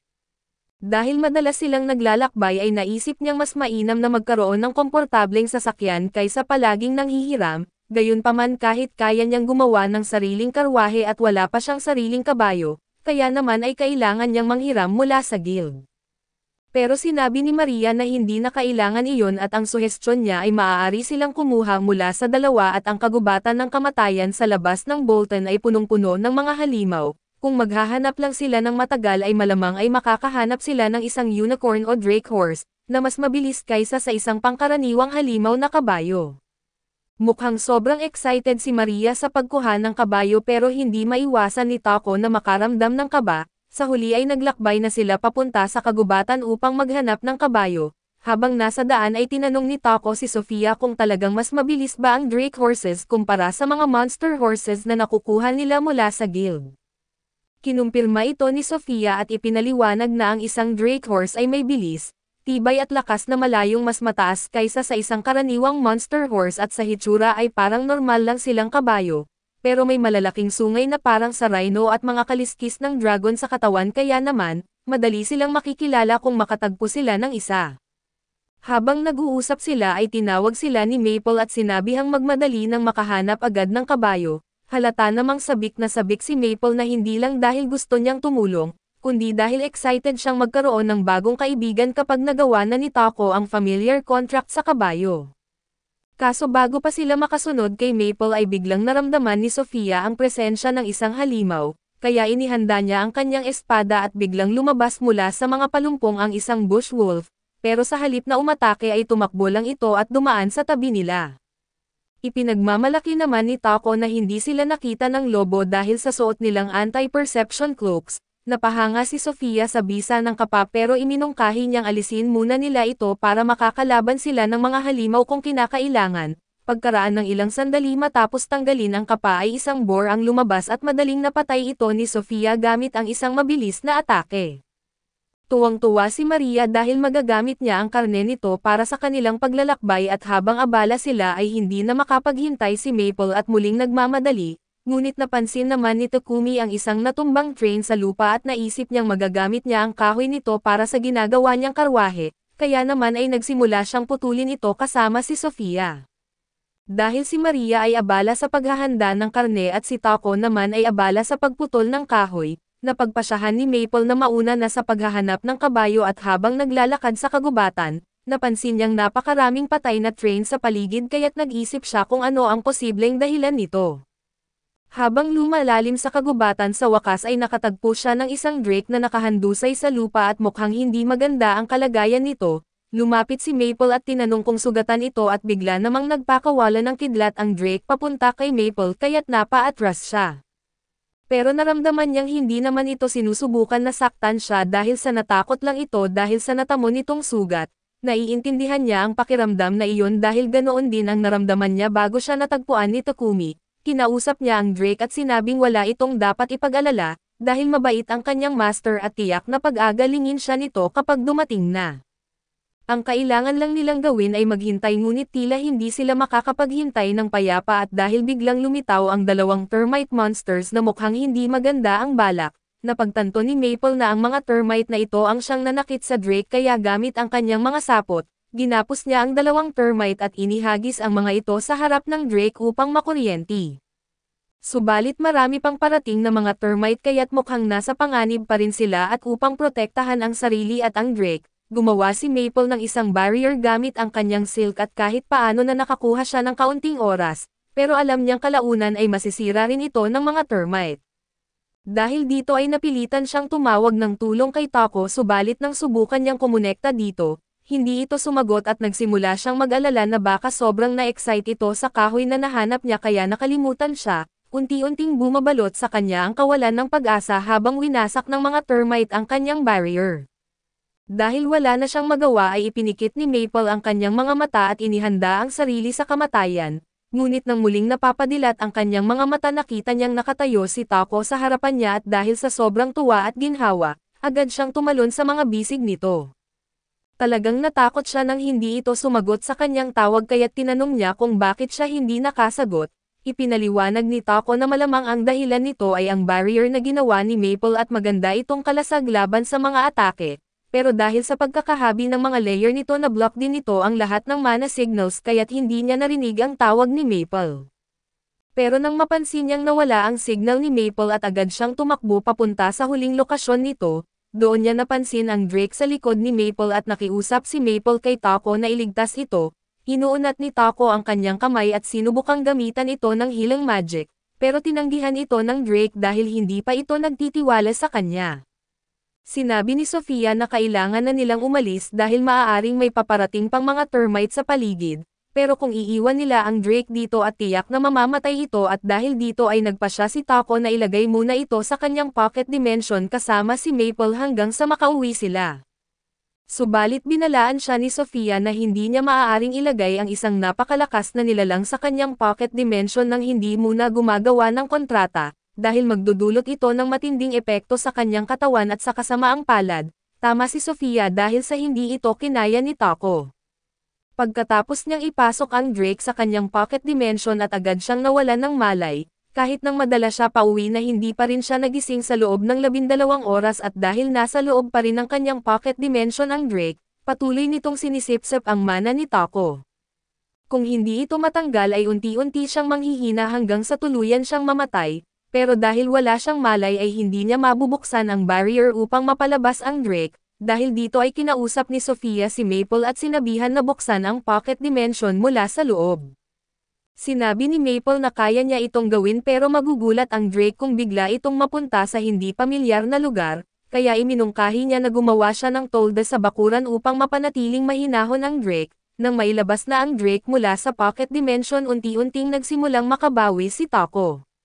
Samantala ay lumabas si Maria upang bumili ng mga gamit panggamot para kay Taco at sinabihan si Sofia na manatili sa tabi nito upang may kasama siya kapag nagising. Kinagabihan sa wakas ay nagising si Taco mula sa kanyang pagkatulog at lumabas siya ng bahay upang makita ang Drake. Samantala habang hinihintay ang paggising ni Taco ay kinuwento ni Maple sa Drake ang lahat tungkol sa kanya. Pagkatapos ipakilala ang sarili ay tinanong ni Taco ang Drake kung handa ba itong gumawa ng kontrata sa kanya. Dahil pinagkakatiwalaan ng Drake si Maple at dahil si Maple mismo ang nagrekomenda kay Taco ay agad na pumayag ito sa kontrata. Ngayon na naging opisyal na familiar na niya ang Drake kaya na niyang gumamit ng magic dito nang hindi na nag-aalala sa anumang backlash, kaya agad niyang ginamitan ito ng high heel upang tuluyang pagalingin ang lahat ng sugat nito. Sa isang iglap ay tumayo ang Drake at bumalik na sa dating lakas nito dahil opisyal na itong isa sa kanyang familiars. Kailangang bigyan ito ni Taco ng pangalan at dahil pinangalanan niya si Maple mula sa isang dahon, naisip niyang sundan ang parehong tema. Pinangalanan niya ang Drake na Chamelia na mula sa isang puno na hindi nalalagas ang mga dahon buong taon. Masaya si Maple na gumaling na si Chamelia at ngayong maayos na ang lahat na tinawag ni Maria ang lahat para kumain dahil naghanda siya ng maraming masarap na pagkain at isa pa, hindi pa kumakain si Takumi buong araw dahil nawalan ito ng malay.